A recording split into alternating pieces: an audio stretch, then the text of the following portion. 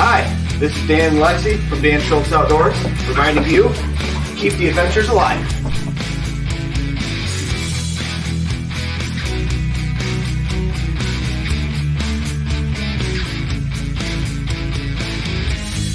Hey y'all, I'm Johnny. And I'm Colleen. And we're the Keel Quest. And we want you to keep the adventures alive. Cheers!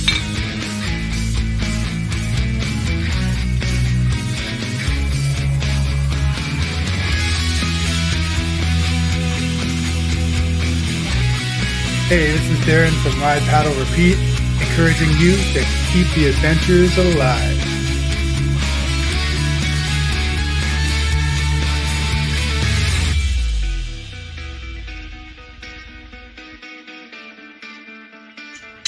This is David from Beachley Ironworks saying keep the adventures alive.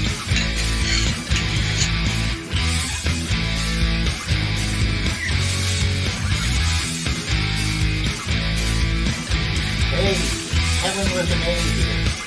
Keep the adventure alive.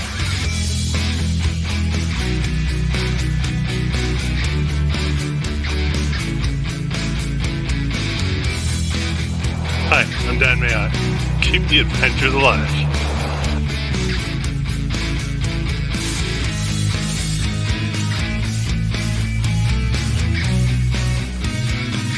Hi, I'm Kevin Collin, the Happy Camper. Remember, keep the adventures alive. Awesome!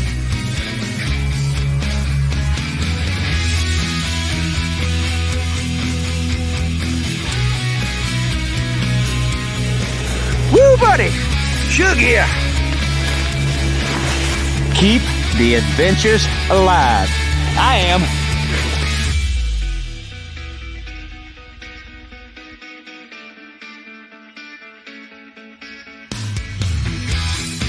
Ethan here, the Avid Outdoorsy guy, reminding you to keep the adventures alive.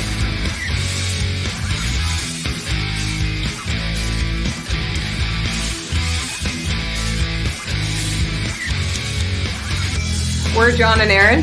Keep the adventures alive.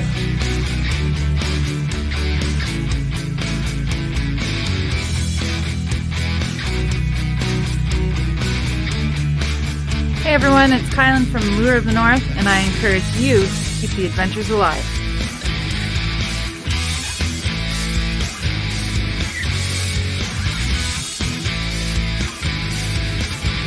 This is Sky North telling you, keep the adventures alive. And now on with the show. Hey, hello everybody, and welcome back to Canoehounds Outdoor Adventure Show. This is Season 3, the premiere of Season 3. And man, oh man, am I excited to be back. I put it in the chat over here. I said, I'm so excited. This week has been really busy leading up to this, and man, I'm so excited to be bringing you another season of some great outdoor stories, adventures, interviews, topics, things that you all enjoy, and part of the reason why you are all here. Canoehounds Outdoor Adventure Show is obviously a show that's going to bring you a lot closer to the great outdoors. And if you are new to this channel and this is your first time here watching, thank you very much for popping into the live stream. Hopefully you stick around for a while because I've got some huge announcements, and I'm going to go over my guest list here for September and October. And you guys, you don't want to leave yet because you're going to be quite impressed with some of the people I'm going to be having on the show early on in the season here. So that's always a good thing. And hopefully if you are new to the channel, you'll see some value in it and you'll smash that subscribe button down there so you don't miss an episode, because like I say, we got a lot of great things planned here for the future. You know what? Because we're starting out the season here, I want to go through and say hi to some of the regulars and those of you that are already in chat. I see we got like 55 people here in the live stream already. Y'all deserve a hello and a shout out. If I miss you, I'm sorry, because I'm just going to do a little portion here. But I see Mustang 774 here. We got D's Outside Life, Adventures with Josie, who you're going to see on the show tonight. Brian J, how you doing, Brian? Good to see you. Hike with Mike, Alexis Outdoors. Pray for Nate, Nature Show. We got Bushman 613. How you doing? Good to see you. Good to see everybody. Obviously, Conjuring Rock, Camper 69. That's Gary, Johnny B, Don Reed over on Facebook feed here. Ride Paddle Repeat, Barry Elford. and the list goes on. Pine Martin, yeah, got quite a good crew of people in here. We got Timbermates in here too, the other half of Alexis Outdoors. So yeah, you know what? We're going to be having a great night. Douglas Begbie, how you doing? Thanks very much for popping in. You know, this season is actually starting early, and it's due in part to a couple of the guests that we're going to be having coming up on the show here in September. Usually we start around September 27th, but I had the itch going, and sometimes you got to work with the dates that you're given, right? So that's what we're going to be doing here, is making the best of what we got, and we're going to be turning it into gold. That's what I say. We're going to turn it into gold. Hope everybody played safe and had a wonderful summer with a lot of great adventures. Because we got out to a late start, you know, a lot of our probably adventures got packed into a short bit of time. And I'm sure many of you have some stories to share. And I want to hear your stories, as do I'm sure many others here that are in live stream tonight. And that's why I put this show, or set up this show, to be, I want to hear your stories. I want to hear what you did this year to, you know, to get out there into the backcountry, or, you know, whatever it would be. If it's worth sharing, we would love to hear it. With that being said, what I'm going to do is I'm going to post the link here a couple of times, just like this, in the chat over there. And if anybody would like to come up here, I'll give you like 10 minutes on the stream here. You're more than welcome to pop in and share a couple of your experiences with us, good or bad, or, you know, maybe something that happened that wasn't supposed to go quite like that on a trip. I know with my upcoming video series that's going to be out probably within about a week or two. Yeah, we had kind of one of those trips this year where things didn't quite go as we had planned, but we got through it, and we're all the better for it. So keep your eyes open for that series as it comes up. First, before we do get into, I've got two guests already down here in the basement. Before we get into tonight's topic, I just got a little rundown of a few things here for season 3. Things that I always try to get into before we get into our guest or our topic. First, I'd like to welcome back my show sponsors. It's been a great off season, and they've all stuck with me here through the off season. I'd like to say thanks to Algonquin Outfitters, who are celebrating their 60 years in business. And they are running a fantastic contest that you can get more information about, but they're giving away some awesome prizes. And all you need to do is know a little bit about Algonquin Outfitters. You can check in the link or description down below, and you'll find in there, it's basically just go through that link and you're going to get a questionnaire, and you can answer all kinds of questions and better your chances at winning. Check it out. It's a contest from Algonquin Outfitters that, you know, there's no hooks, no crooks, anything like that. It's just Algonquin Outfitters being Algonquin Outfitters and being really good with the people that have made them Algonquin Outfitters. So anyways, check that out in the description below. Also, a huge shout out to Kid Products, makers of the Kid Twig Stove and Reflector Oven. Great friends there. They've been with me for a couple of years now. Our friends over at the Backcountry Coffee Company, thanks very much for your coffee supply, which I'm starting to get low on. But nonetheless, still great coffee. Took some of that into the backcountry this year and obviously enjoyed it. Our good friends over at Great Signs and Graphics, they're the ones that do all of our printing stuff, all this stuff. And they do all kinds of like, you know, channel stickers and stuff like that. I know a few of the people that are in the chat tonight here have picked up stickers from them, and hopefully they could attest to the quality, but that's always a good thing. And then, of course, our friends over at the Short Hills Beard Company, they're the ones that keep the scruff going, looking good with a little beard balm or beard oil. And I use it from time to time just to keep it soft, and the wife likes it, so I'm going to keep it that way. Huge shout out to our channel members. For anybody who might be interested in becoming a channel member, let me just click this up here. You can click on that join button down right below that red arrow and get a little more information on that. By becoming a channel member, you can pick up all kinds of perks and benefits. Channel stickers, things of that sort. There's different levels that you can come in at, and these are our current channel members. Thank you to each and every one of you. It's greatly appreciated. The support that you put behind the channel here. Like I say, it doesn't go unnoticed, and it's greatly appreciated. So thank you very much. You guys all rock, and it's not just because you're channel members, it's because you stand behind the channel. So that's a good thing as well. Let's see here. We have got you might notice over the first couple of episodes, there are going to be a few changes, a little bit of format changes going into this. Eventually down the road, one of my goals with this here is turning the show into a bit of a podcast. So I'm going to try and break with the format or create the format so that I could use the first half of the show as a podcast so people can listen to it when they have the opportunity if they can't make the live show. So we're going to be changing a few format things. That'll be happening subtly over the next little while. We are going to be with Algonquin Outfitters, I believe, doing a product review segment on each show, just to showcase a couple of products that they carry that a lot of people might be interested in. So we'll see how that goes over the coming weeks as well.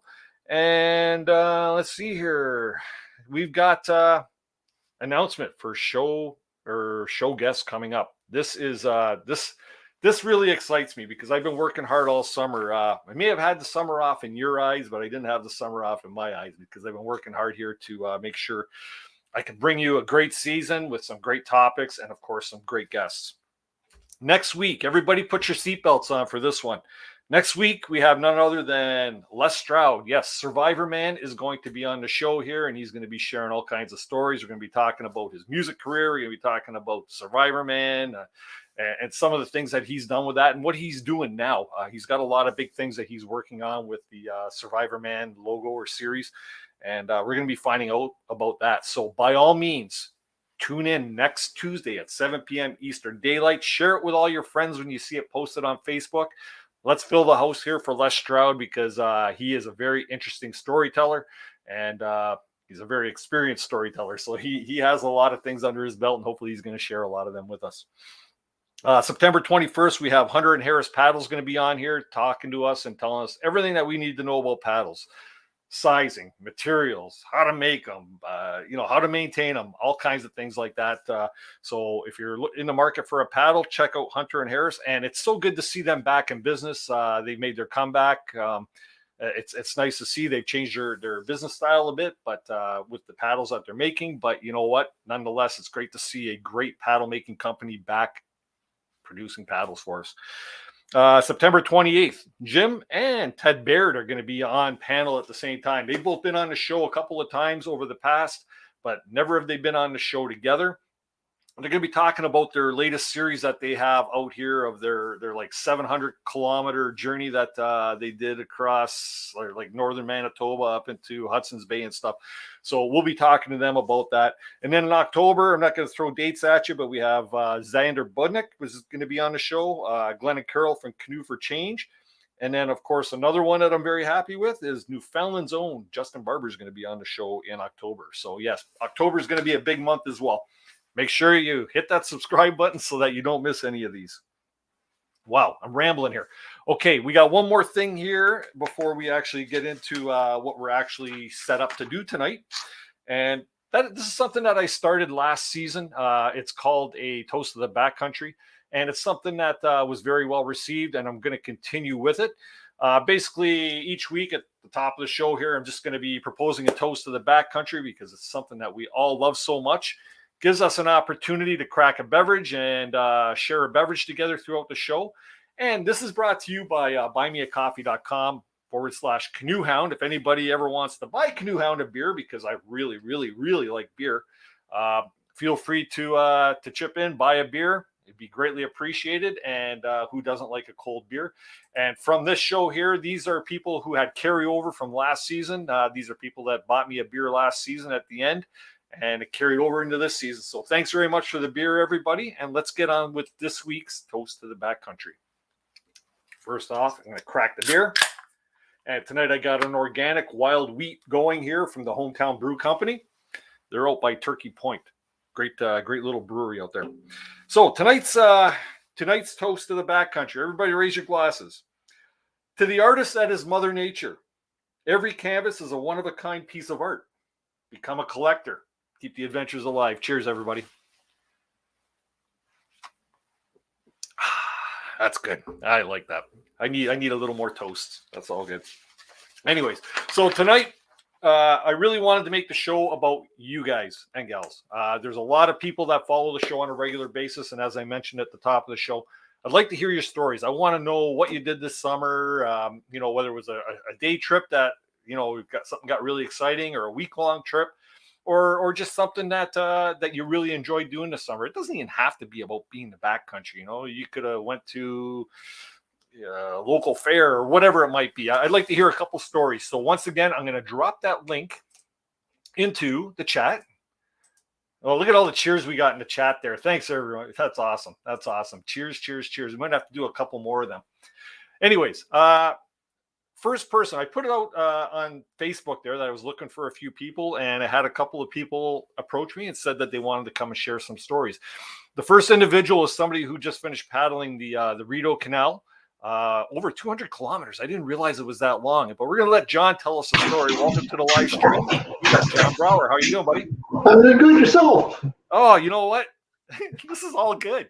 This is all good. Yeah, I'm sitting here and I'm glad I'm indoors and not on the water right now. I got a thunderstorm happening here. Oh, maybe that's why the internet was cutting out on you a little bit before too, right? I just started like not even 5 minutes ago. Well, it's okay. If we lose you, we'll wait for you to pop back in. But so yeah, man, you did the Rideau Canal. Tell us a little bit about that. Thank you, Isabel. Sorry, my little one decided to come in and correct me about the storm. Yeah. Yeah. So tell us about your Rideau Canal trip. Yeah, I went and started in Kingston Mills on the Sunday of the Civic Long Weekend, where I camped for the night there. The Monday of the Civic, so it would be August I have to look at the calendar again because my memory not the best for that for dates. That would have been the second. So second, I launched from Kingston Mills heading towards Ottawa. It was weather-wise, I couldn't have asked for better. A little bit of headwind, a little bit of tailwind. What paddle trip doesn't have that? Boat traffic. Some people say it was busy. To me, it seemed kind of It wasn't overly heavy. There wasn't no boats. It just seemed typical for a canal system for me. Just to give a bit of reference for the other people's, I've also done the Trent 7. Having done both, I'm more likely to do the Trent again. Is that right? Yeah. Yeah. It's just, especially the section up by Port Severn between that and Simcoe is the most picturesque between both systems. Not to say they're not beautiful, but it's just that's my favorite. Cool. The 6 days I spent on the Trent on the Rideau were wonderful. I only had one real issue, which was when I had to unfortunately call the cops on a couple of young kids because they decided to be kayaking at night, drinking on the water. Yeah. And that was probably more of a safety for the safety issue, right? Yeah, that was the entire reason I called the cops on them. Because they came in at the lock at 4:30 in the morning, noisy, and that's an annoyance. I was getting up anyways. Yeah. The fact that they made a mess over, okay, annoyance. Discover their kayaks blocking the canoe and kayak launch, bigger annoyance. Yeah. Smelling the alcohol in their boat, which was not swamped with water, which means they'd also gone swimming unplanned. That's when it turned into I had to call the cops moment. Yeah, those things really don't mix, right? Never. Yeah, no. The cops were great. They came out. They gave the kids a healthy warning. They thanked me as well for calling it in because safety first. Yeah. Let's just hope they don't see you on the show tonight, eh? You don't want them finding you. You know what? It doesn't fit. It wouldn't bother me. Yeah. It was the right thing to do. Wow. That's cool. So back to the Rideau then. So you started where? Kingston Mills, which is the first set of locks in the system, which is 7 kilometers up the system from Kingston. Okay. It's just a canal between Kingston and Rideau Mills. I had planned to paddle that section as well, but there was a thunderstorm warning that afternoon. I'm like, I can just skip that 7 kilometers. Big deal. There was nothing really to see. And you crushed over 200 kilometers to do this trip, so that's a pretty ambitious day, like for 6 days, right? Yeah, it's actually not unreasonable for a 6-day trip because, unlike most canoe or kayak trips, portage is something you don't need to do because with your lock pass, you go through the locks, and it's about the same length of time as it would take to portage, but a lot easier. Because with a portage, you got to find a spot where you can land, pull your gear out, go across, put your gear back in, launch, and go on. Whereas with locks, you can just go right through. Right. Without having to get out at all. So now I was asking you too in the green room there, like regarding this trip, where would you camp? Like, are there campsites along the way that you have to book or reserve? No reservations required unless you're doing one of the authentics, which they have at a couple of lock stations. Those are about $100 a night.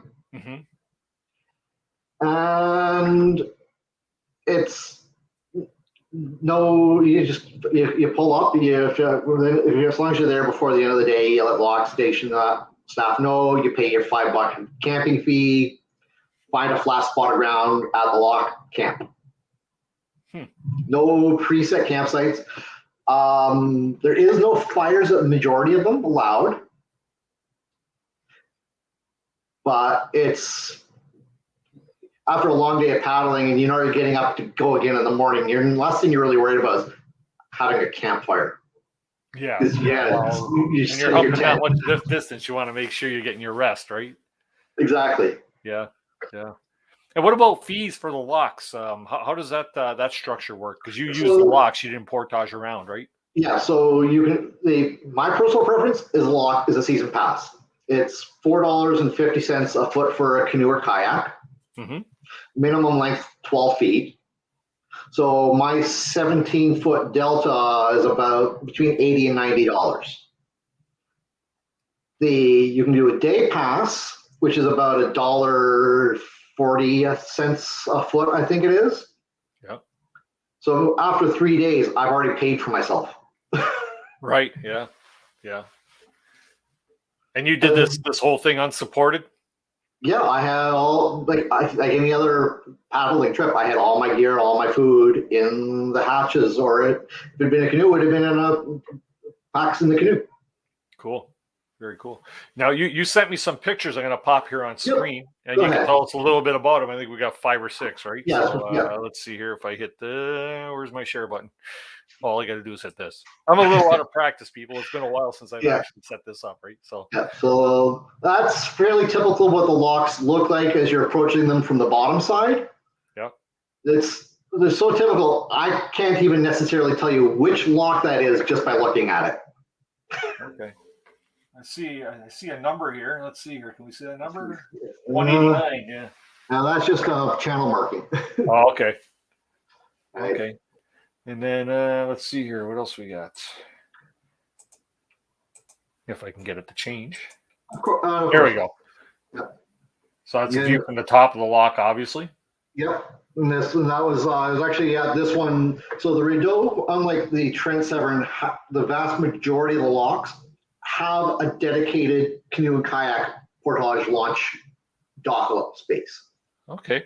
Where it is that much lower to the water. Because the blue line, which is where you go and tie up to go through the lock, and then the gray line, it might be 3 feet from the water to the top of that. Cool. So you're getting out there. You're reaching up, pulling up. Right. To get out of your boat, and then reaching down and lifting the boat to go up. Cool. Whereas there's the inside of a typical lock there. This system is almost 200 years old. Right. Its 200th anniversary is coming up in 2032, actually. Okay. So it's got a century on the Trent. Yeah. It also has a different original purpose, too. This was originally military. Right. As an alternate route for supply line if they lost control of the St. Lawrence between Montreal and Kingston. Who's this guy? I don't know who that ugly bugger might be. They'll get pretty salty, right? Sorry, I guess I should have shut off my phone volume. And then this is the last lock of the system as I'm about to go down out into the Ottawa River. The little story with that was there's another cruiser on to my left there in the photo that you can't see. Them all being Quebecers didn't realize I don't speak a lick of French. So they decided to take advantage of that and communicate amongst themselves to have me go out the lock gate first. Unbeknownst to me, they decided they were going to salute my completion of the system. So as I went out the lock, they all blared their horns and saluted at me. Oh, that's cool. Yeah, it was. I'm sure my father and sister, who were my portage, my road crew for drop off and pickup, because doing the system solo without that is a lot harder to arrange. Yeah. So how high are these locks? What was the highest lock that you actually went through? They're all fairly similar in height. This system, unlike the Trent, where there is significant variances. Here, they're on average, they're about 15, 20 feet. Okay. Some are higher than others, but it's not. You don't have any major changes like you do with the Trent. So, and they're all just the one type of lock. There's no variation like the Trent where you have the two lift locks and then the marine rail. Sure. These are all those traditional locks. And yeah. So what made you want to do the redo rather than going on like a northern adventure somewhere? Why did you choose the redo? I chose it because it's there. I wanted to do it. Because I'm also thinking about doing it in 2032 as a trip with my daughter. Oh, nice.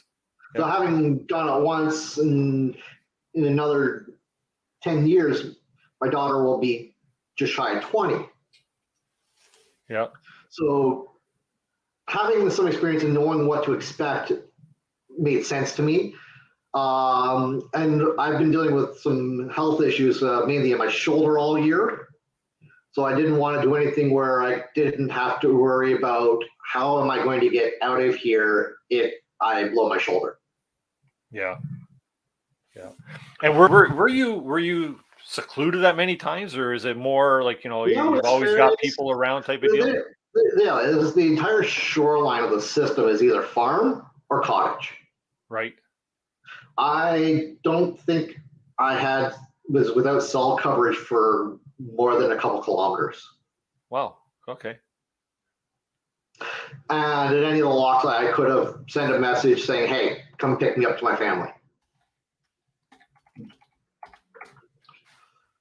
So that would have made life a little. It gave me that escape option. Yeah. Oh, I'm going to ask. I want to ask people in the chat. Has anybody else in the chat ever paddled the redo?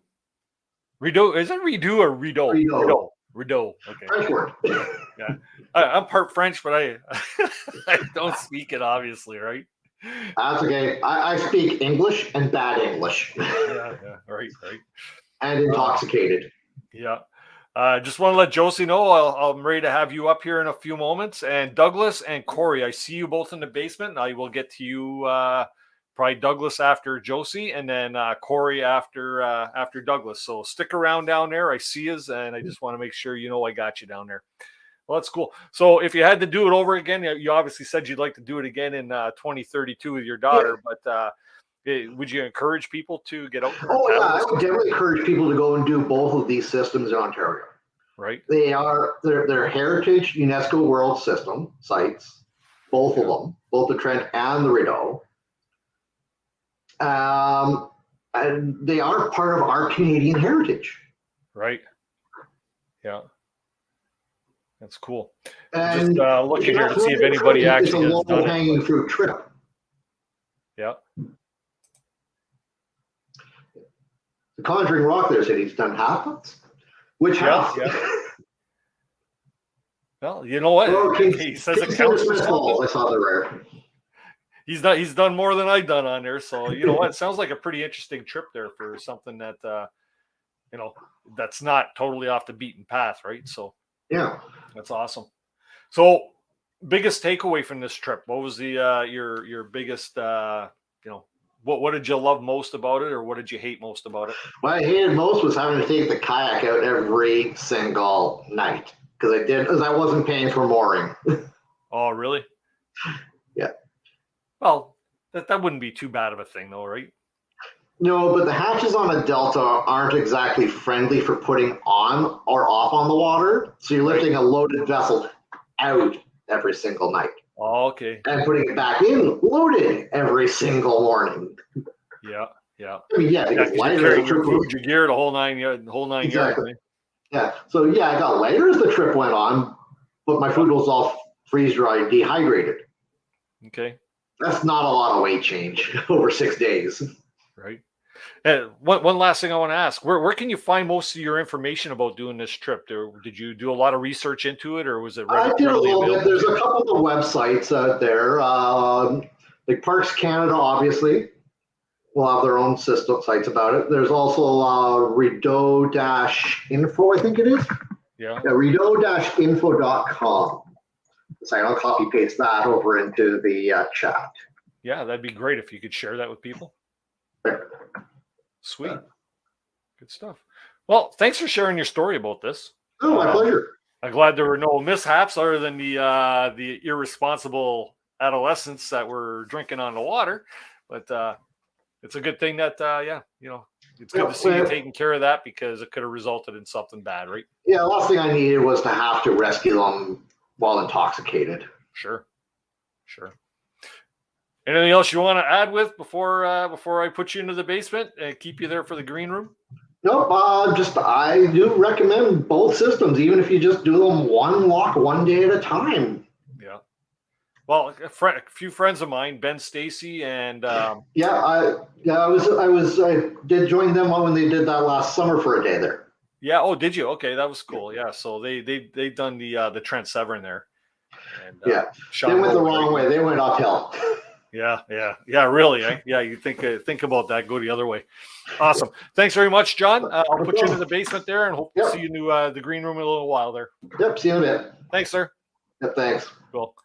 Awesome. There you go. So you know what? There's something I never really would have thought of to go and paddle is the Rideau Canal. Especially I never thought about doing the Trent Severn Waterway until I heard of Ben Stacy and Sean Rowley doing it there for Ben Stacy's TV program for it. But there you go. Something that's a really cool option. It doesn't always have to be in a backcountry if you want to get out paddling, right? Even if it's a day paddle or a 6-day paddle over 200 kilometers, that's pretty good. Next person I'm going to be bringing up on screen is somebody that I follow regularly on Instagram. She does have a small presence as well on YouTube. Please welcome to the live stream. We got Adventures with Josie. How you doing, Josie? Hi, everyone. Hi. Good. So just to let everybody know, this is Josie's first time live streaming. So we got to be really nice to her. Yeah. Still figuring it all out. An interesting summer. Like I say, I've been following you on Instagram now for a couple of years. You seem to be very passionate about your photography. Yeah. And the area that you kind of hang your hat, right? So. Yeah. Like I haven't traveled a whole lot in recent years, so I just I try to get out as much as I can where I live, and luckily where I live is a very scenic area. It's the area Mattawa area north of Algonquin. And there's a lot of, we're at the top of Algonquin. You have Samuel de Champlain Provincial Park, the Mattawa River. And I take pictures and I post them and I share my little stories and adventures, and people seem to enjoy it. So it's it's fun. Yeah. I mentioned to you that Sammy D is actually one of my favorite provincial parks. It's not even for the canoeing adventures or anything. It's a place where I'd like to take my family, family car camping type of thing, right? Josie had mentioned it's kind of a hidden gem in the provincial park system because it's a beautiful park. It's kind of off the beaten path for where people normally go for provincial parks, right? Yeah, like it's north of Algonquin, and then it's not directly on like Highway 11 or 69, so it's kind of, a little bit up and over away. It's also maybe a little bit further distance than a lot of people who live down, say in Toronto, would want to travel for a short trip. But yeah, it's definitely worth it. I would, yep, it is unique, yes, for sure. Yeah, it's got like almost everything you would see in Algonquin. And it's like, it's a nice park. The facilities are great. They offer a lot of programs, but then, you can go for a short paddle down the river and be in the middle of nowhere, basically. So it kind of, you kind of have like that choice. You can stay in the middle of the campground where everybody is, or you can, travel a little bit of ways from the busyness and feel like you're in the backcountry. Sure thing. Yeah. And the one thing I mentioned that I really liked, and a big kid at heart, I guess, right? But I would take the family there and we would bring like, the rafts or whatever, or put the life jacket on, or your PFD upside down, and like a pair of shorts, and then sort of body surf down the rapids and stuff is so much fun when the water's high. Otherwise you come out of there all bumped and bruised. So it's very low right now. I wouldn't recommend it right now, but yeah. You'd be wearing out a couple of life vests, right? Yeah. A lot of people are walking it right now, half of it. So yeah, geez. So what have you been up to this summer? What's been keeping you busy? I had an interesting summer. A lot of plans kind of went out the window, and there was illnesses and there was injuries. And so I kind of just, did again what I could, where I could. And I tried to spend as much time outside. I did a lot of biking again. I did a little canoe trip, just a day trip, which was kind of neat, up the Mattawa River, down the Mattawa River, I should say. Yeah, I went with a friend and we paddled the section between Pimisi Bay and Campion Rapids. It's probably one of the most popular day trips on the river. And it was my first time paddling rapids. It was my first time experiencing portaging. Although I had a back injury in July, so I couldn't carry the canoe. So my friend had to carry the 80-pound canoe. And we got to see Parasou Falls, which is very nice. I just started canoeing really only a few years ago. I started getting into it. So I really haven't had the chance to venture out too far along the river. I've stayed mostly, the smaller, quieter lakes. So it was really neat to kind of get out there and see, the landscape and see the backcountry campsites and kind of get a little taste of maybe what it would be like to go on a backcountry canoe trip. So it was pretty neat for me. Sure. Yeah. And that's such a nice area to do it. The neat thing about Sammy D too is like it's the Amba de Fond and the Mattawa River. That's where their conjuring point. They meet there, right? And then it flows down into and drains into the Ottawa River, right? Yeah. A lot of rivers meet in this area. Yeah, for sure. Yeah. So Mattawa in itself, I don't know if anybody in the chat, so I'm sure people in the chat have been to Mattawa. Mattawa is an awesome little town. Yeah.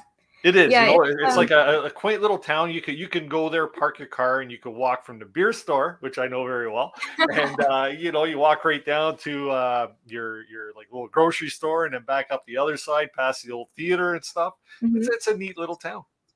Yeah, it's small. It hasn't changed a lot in years, which is equally a good and bad thing. But it's and like right across from town is the rivers, and you have this beautiful landscape, especially across the Ottawa River, up to the mountain and the Three Crosses up on the top. And a lot of little towns don't really have views like that, so it's pretty nice. Yeah. Do you know the story about those Three Crosses? Oh, I always tell people just read the Mattawa Museum website, so I don't have to I don't want to tell you, just read about it. There's a few different stories, but basically the stories go back as far as like the 1600s. I think it was the Jesuits or the first explorers who traveled up there might have put crosses up there at some point, and people have just been replacing them ever since. now they have lights on them, which is kind of neat to see at night. So yeah, it's kind of I don't think anyone quite knows the exact story, but there's a bunch of interesting little. I've always wondered that because, like I said, I've been to Mattawa many times, and always wondered what the crosses were, and I figured it had something to do with maybe back in the Voyager days or something like that. Yeah, right? I think it goes back. The stories go back that far anyway, so yeah. Yeah. So you have you've been in touch, or you follow a lot of people that are right here in the live stream tonight in the chat. I know that you've actually met over the summer as well. Sorry? You've actually met a few of the people over the summer here, have you not? Yeah. So when I first, actually, it goes back probably to 2015 when I started posting photos on my Josie Dinsmore photography social media. People seeing pictures from the area, and they started asking me questions, especially like the park. They say, oh, what's a good place to go check out in the park? Can I do this and that? And then I started Adventures with Josie, and it continued. And in fact, it grew where I have messages all the time from people asking for information. And this year I had just constant messages from different people. And then a lot of people too, who were telling me, hey, I'm coming to the park. Do you want to stop and say hi or visit my campsite? So it kind of made a summer that wasn't too exciting, kind of nice for me, because like there was a time period, probably about 6 weeks or so, where every time I went to the park, like for day use, there was somebody I had to stop and talk to. Yeah, so I met Gary Smith, Camper 69, the waterfall guy. And there's Marty. I think he's in the comments. He actually sent me a message on Instagram a week or two back, and I didn't know who he was at all. And he said that he was in Killarney and he was going to come to Samuel de Champlain next. And he said that the photos and videos I posted actually inspired him to come to the area. And that's a pretty cool thing to hear. I've heard that from a lot of people. So it's neat that what your stories and your photos, like it's actually, people see it and they're like, wow, I want to, come and check that out for myself. So I sent him a bunch of information, and then probably about a week later, I'm riding my bike through the park, and some guy yells my name from a campsite, and I stop, and here it was him, and so we had to have a chat. And Gary, it was Gary?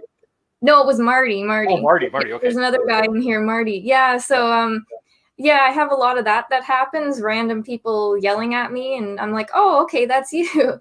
And then Darren from Ride, Paddle, Repeat. I didn't actually get to meet him. It kind of timing didn't work out, but he stayed in the park for one night, and he sent me a message, and he's like, well, we're only here for one short night. What can we do in a few hours? So I gave him a list of things to do, and he ended up going to check out one of the waterfalls. And so it was neat after to see him post the pictures and see that, him and his wife actually enjoyed their little trip to the waterfall. And so it's been kind of neat to kind of help people, who come to the area, like tell them some of these, not secret spots, but just lesser known spots. Yeah. And then getting to meet some of these people too. There's a long list of other people I've met this summer. Just always somebody around. That's awesome. You actually met Mike Randa in Ottawa too, didn't you? Was he on the Ottawa River when he was paddling through or something? Yeah, that was last fall when he was doing that big trip up north, and he stopped in downtown Mattawa. And so, anyways, I have a freelance reporting job too, kind of a side job, and so I went down to interview him, and we talked for a couple hours. We went out for lunch, and it was really neat getting to meet him. Yeah. He's quite a character. He's a good guy. Yeah. Mike is a real stand-up dude. He's he's got high energy, right? Yeah. Yep. Yeah, that's all right. So what was the big thing that you did this year? Was there anything that really stood out and kind of made your summer? Well, meeting people was actually that was really neat. The little day canoe trip, that was probably a highlight for me, just to finally, you look up the river for years and you never know what it kind of looks like beyond a certain point. and to finally get the chance to, paddle that section of river and see what it looks like, that was kind of a very cool thing, especially if you go to Champlain Park and you go to Campion Rapids. At the portage, you can kind of see up the Mattawa River, and you can see this little set of rapids. And I've gone there for years and kind of looked up there and been like, oh, I wonder what it looks like around, the bend in the river. And so it was pretty cool coming down the river and getting to that point and saying, hey, I think this is the spot. This is actually, I'm actually here at the opposite spot. So, yeah, like I watch a lot of people's, YouTube videos and their canoe trips and things like that. And I'm just kind of a beginner still at it. And it's neat to, actually go out. Like, we didn't see anybody the whole time we were out there. And, you get to kind of see a little bit what it's like to canoe a little bit off the beaten path. But yeah, so that was quite a highlight for me. I also did quite a lot of biking again this summer. Yep. Yeah, got a nice bike there too. Nice Specialized, right? Yes, I got a new bike this spring. Yeah, I needed one. I had an old mountain bike, and it just was not great for doing long distances. Right. A few years ago, I started kind of by accident getting into more long distance rides, which actually it started by accident when I thought, I wonder if I can bike to Champlain Park from town. Right. And so I kind of mapped out a route along the country roads so that, like, we didn't have to bike on the highway, and checked the distance, and it said 40 kilometers. I'm like, oh, wow, that's, quite a distance. Because I think the longest I'd ever biked before was maybe 15 kilometers in one day. Sure. But we went out there. It was me and my mom, actually. And we did it, and we got to the park, and we're like, oh, wow, that was really neat to be able to travel that distance on a bike. And so after that, we kind of got hooked, and then we've been doing a lot of different little trips around the area. Last summer we did 100-kilometer ride one day. We biked from Mattawa to Kiosk, then up to Champlain Park, and then back to town. Nice. So, nice. A whole century ride. That's cool. Yeah. And then I've been also biking. This is my second year riding for the Great Cycle Challenge Canada. Mm-hmm. And it's a fundraising event that is to help raise funds for kids' cancer research. And basically, people will pick an amount of kilometers they want to try and ride in the month of August, and then pick an amount that they hope to raise. And you just go out and ride your bike and try and get that many kilometers. And so this year I wanted to try and do 400 kilometers. And so I ended up 438 by the end of the month. Wow. And I think I've got over $630 raised. So it was pretty good. Good for you. And is that an ongoing effort, or are you still trying to raise? Yeah, actually, people can still donate until the end of September. Okay. So, if they go to any of my social media accounts, I have links to the fundraising page, and you can check that out if you want to learn more about it. I encourage you that if you would like to post the link in the chat once we're all done here, please do so. You never know. We have a lot of generous people in the chat, and yes, it's always a good cause, right? So yes. I want to pop up one quick question here that did it do? Where did it go? Karina from Alexis Outdoors is asking, have you been to the ski hill there, Mount Antoine? Is it any good? So I actually worked at the ski hill for 2 winters. There you go. So I have been there. Yeah, and I never downhill skied prior to working there. So I actually, during the 2 seasons, I tried a little bit of snowboarding and skiing. And so that was kind of fun. I don't know if it's exactly my cup of tea, you know what I mean? The downhill stuff. But it's a nice hill. Yeah, really. Like, it's kind of a family-owned smaller hill. But they have a lot of nice runs, and like, the facility is all brand new because they just reopened it. I think it might have been 2012 it was reopened. So they did a lot of work in there, but yeah, it's nice. Yep. Cool. Very good. I want to really quickly share. I used to be semi-competitive mountain biker, Yeah. And that was around the time that I used to go to Sammy D quite often. So I'm familiar with the ride from Sammy D to town and then back again down Highway 17. Could be scary because you get a lot of them trucks just flying by. It is a highway, right? After all, it's scary. Yeah. Yeah, a lot of good climbs and stuff like that. But the reason my brother-in-law and I did it was we wanted to ride into town, grab some beer, go to the park, Okay. at the end of the Mattawa by the marina, have a couple beers, and then we rode back again, right? So we kind of had a purpose for that. But that is a pretty ambitious ride. But if you got to do it back roads because you know them, you're probably a lot better off than we were. Yeah. I think we've done it just about every way now. We've done it the highway, we've done it the back roads, we've done like little side trails we found. So yeah. But you have to admit the highway is a little scary. It's got a good shoulder on it, but it does get a little scary at them vehicles flying by you when you can feel the wind off them. Yeah. So if anybody tries that, be very careful. Yeah, it's not very great for biking through this section of Highway 17 anyways, because there's not a lot of wide shoulders or anything. So we usually try to avoid it by taking back roads if we can to get around certain places. Sure. That's awesome. Anything else you'd like to share with us? Very interesting to hear these stories. I want to ask too, really quick. Yeah. Are you gonna build a bigger YouTube presence? I want to. It's just a matter of doing it, if you know what I mean. Like, I actually I'm gonna start to try and do some of the shorts because I've been doing TikTok a bit this year and having some fun. So I want to do some YouTube shorts. I have one up actually from the canoe trip. But I actually did a little bit of filming a couple weeks ago of just a little day trip in Champlain Park. And I might put that together just to have a little fun video of some of the stuff I do when I hang out at the park some days on my bike. So I don't know if anyone will like it, but I might put that together soon. So I'll be your first thumbs up. I'd love to see it. I'd love to see it. That's good. Awesome. Thanks, Josie. I appreciate you popping on the show and stepping up to the plate when I put the invitation out there on Facebook as a casting call. That was awesome. So glad to actually, I've seen your face and stuff like that through social media, but it's really nice to talk to you and finally meet you kind of virtually anyways.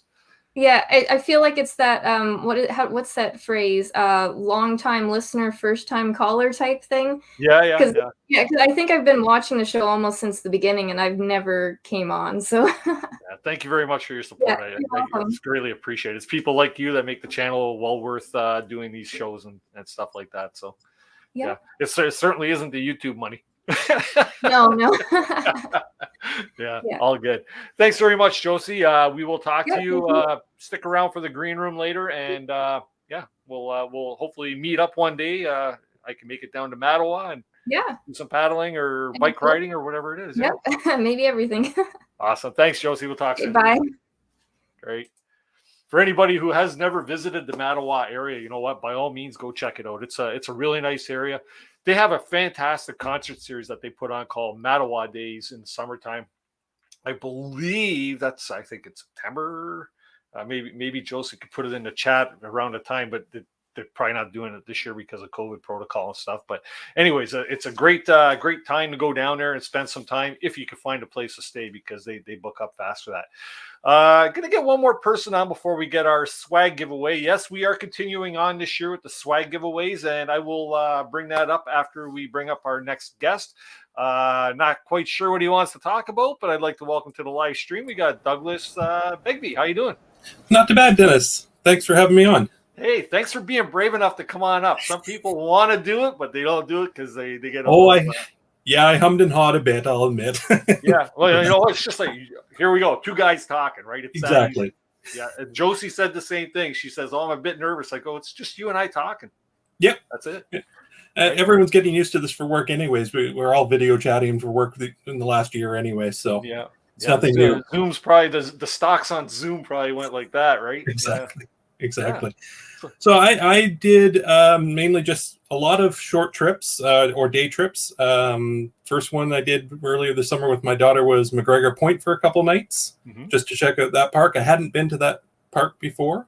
And I've done a bunch of day trips, hiking. I'm working my way through the Bruce Trail slowly over the last couple of years. So that's a bit of a challenge. But the main trip I did was the Hogan Lake Loop through the top of Algonquin. So I actually spent the night in Mattawa the day before I went in. So right.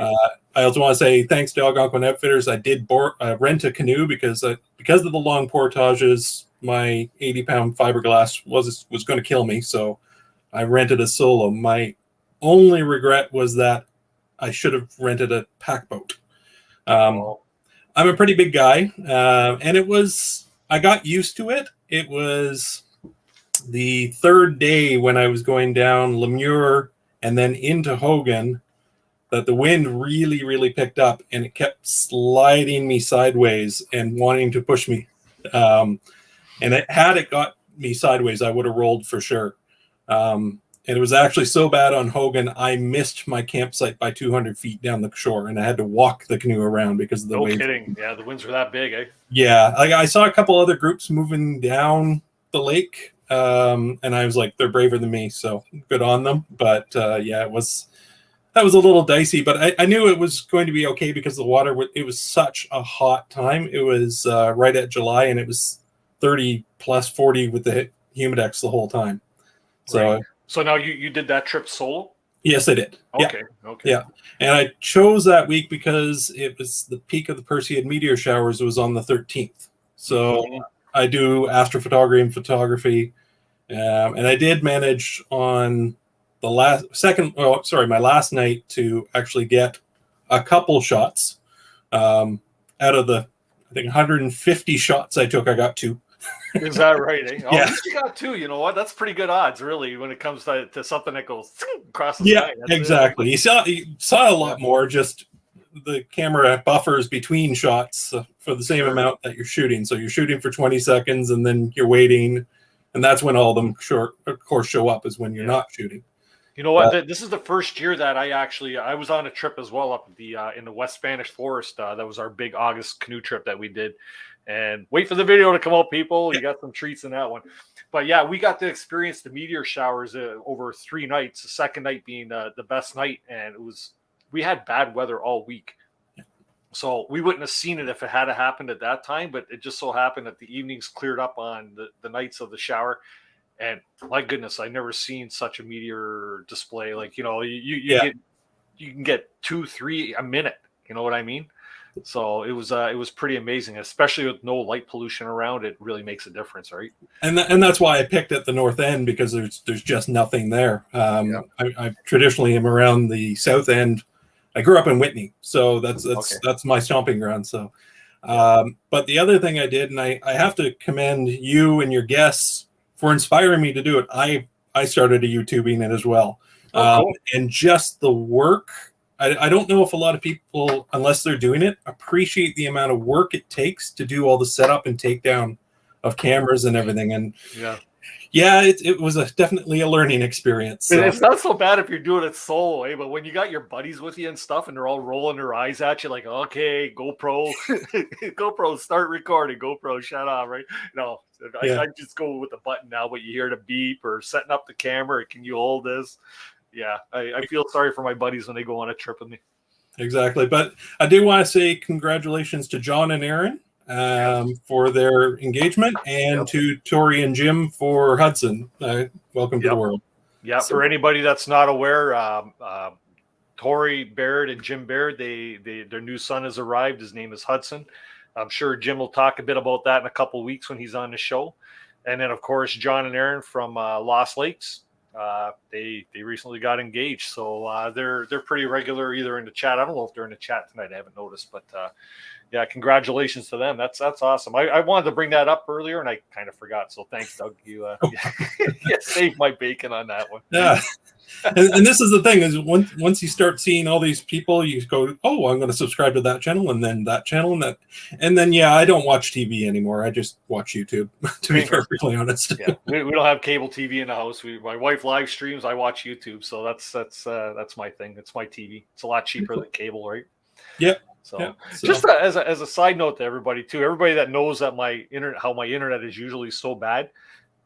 This Thursday I get new good internet put in the house, and I'm crossing my fingers that it's going to be good, because next week we got a fantastic guest on with Les Strode. So that's absolutely. Yeah. So you've thrown at me a couple of different adventures that you've been on. The one I want to ask, you said you did a short little trip with your daughter. How old's your daughter? She's 19. 19 years old. And Yeah. Is this something new for her, or have you tripped together before? And it was car camping at McGregor Point. We've done that occasionally. Last couple of years hasn't been good for. I've actually been working harder in the last few years than I have in a number. So last year I only got out once late September for like a weekend. So I'm trying to make up for it now. So yeah, we did that. My other daughter and I were supposed to do some other fishing trips and everything. Another just a day trip was in Brantford, just south of Brantford. The Grand River has a long oxbow, and it's a 14K loop, but it's a 1.5 kilometer hike back from the end to the start to get your car. So it's a great little day trip. I did that with my brother a couple weeks ago, and then I didn't see any at all. We saw a bunch of turtles, or didn't see any turtles. Somebody just did a report. Oh, we saw 100 of them as we did the same trip. I'm like, where? So, That's like me on a trip. I go, guarantee we're seeing moose on this trip. No moose. Yeah, no. Everybody else, 100 of them. Yeah, I was really hoping to see a moose in doing the Hogan Loop. And I think on the last night, way across the bay, I could see some shapes in the water. And I'm like, I think they're moose. And then the next morning, the shapes weren't there. So I'm going to say, I saw 2 moose. I don't know for sure if I did. And the closest wildlife encounter I had was on my second night before the thunderstorm came around. I did have some interesting weather. A snowshoe hare lived on the campsite, and it did not run from anything. It ran through or underneath my tripod legs as I was filming. No kidding. And it's just like, okay. Didn't seem to care. No fear of people, right? None. And it's just like, what would they be feeding it that keep it around? And pleasantly, I was surprised there was a little bit of garbage. And I know there's been lots of horror stories of late. And maybe it's because I was so deep into the park. There wasn't a lot. And what I did find I obviously carted out. But for the most part, it's been good. It was good. Hey, you know what? I wish more people would be more in tune with bringing their garbage out. Just a quick little story here from trips that we've done this past summer as well. A couple buddies of mine from Kid Products went up and their canoe trip went up to where my family usually goes boat camping. And they got there, and I guess people had left fish scraps and all kinds of stuff like that up on the shore. Now, it's an island campsite, but we all know bears could swim, right? Proof is in the pudding. I actually seen a bear when we went up there a week after they were up there. But it's amazing that people have beaten the crap out of the campsite that I helped kind of make right. You know what I mean? Yeah. And it's just a matter of time if people keep leaving the fish guts up on shore and cleaning fish on what we would consider as canoeists, the kitchen table. Without rinsing it or washing it at least, which doesn't really take the smell away anyways. But I'm really surprised that island campsite is not just, having bears camped out on it 24/7 because of the people. So, well, and I think that's sort of the issue, I think, with Canoe Lake being as popular for new campers and those routes. I've never actually canoed out of Canoe Lake. That's one place because I find it too busy. Yeah. And the problems Chris and Julia had with that bear, and I've seen other stories of people having same issues in that route. I think it's just a lot of new people not knowing what they're doing. Yeah. Unfortunately. And anytime I see a post on Facebook about I want advice, I actually send them Camper Christina's Udemy course. Yeah, really. Eh? And that could be very useful. I hope more people are taking advantage of that because it's absolutely. Good course. Yeah. I've gone through it myself, and you know what? She didn't. When I went to get it off Christina that course, she says, yeah, you won't get anything out of it. I go, let me be the judge of that. And you know what? I picked up some tips because everybody does things differently, and it was pretty cool to learn a few different things that the way Camper Christina does it, right? Absolutely. And incorporate it. So you mentioned that you did your your solo trip. Is solo tripping new to you, or is this like a first time adventure for you? No, I've done a few solo trips. I did take a lot of trips with some buddies in the past, and I have one coming up at the end of September with a buddy. He actually had been working up in Whitehorse for the last 3 years, so he had been my main canoe partner. Mm-hmm. So the last 3 or 4 years, I've been doing more solo canoe trips. Yep. Just that I like it. I do enjoy doing it that way. So yeah. You know what? It's funny thing that like I've only the last couple of years have I started solo tripping. I really enjoy it, but I enjoy going out with my buddies or you know a buddy, right? Yeah.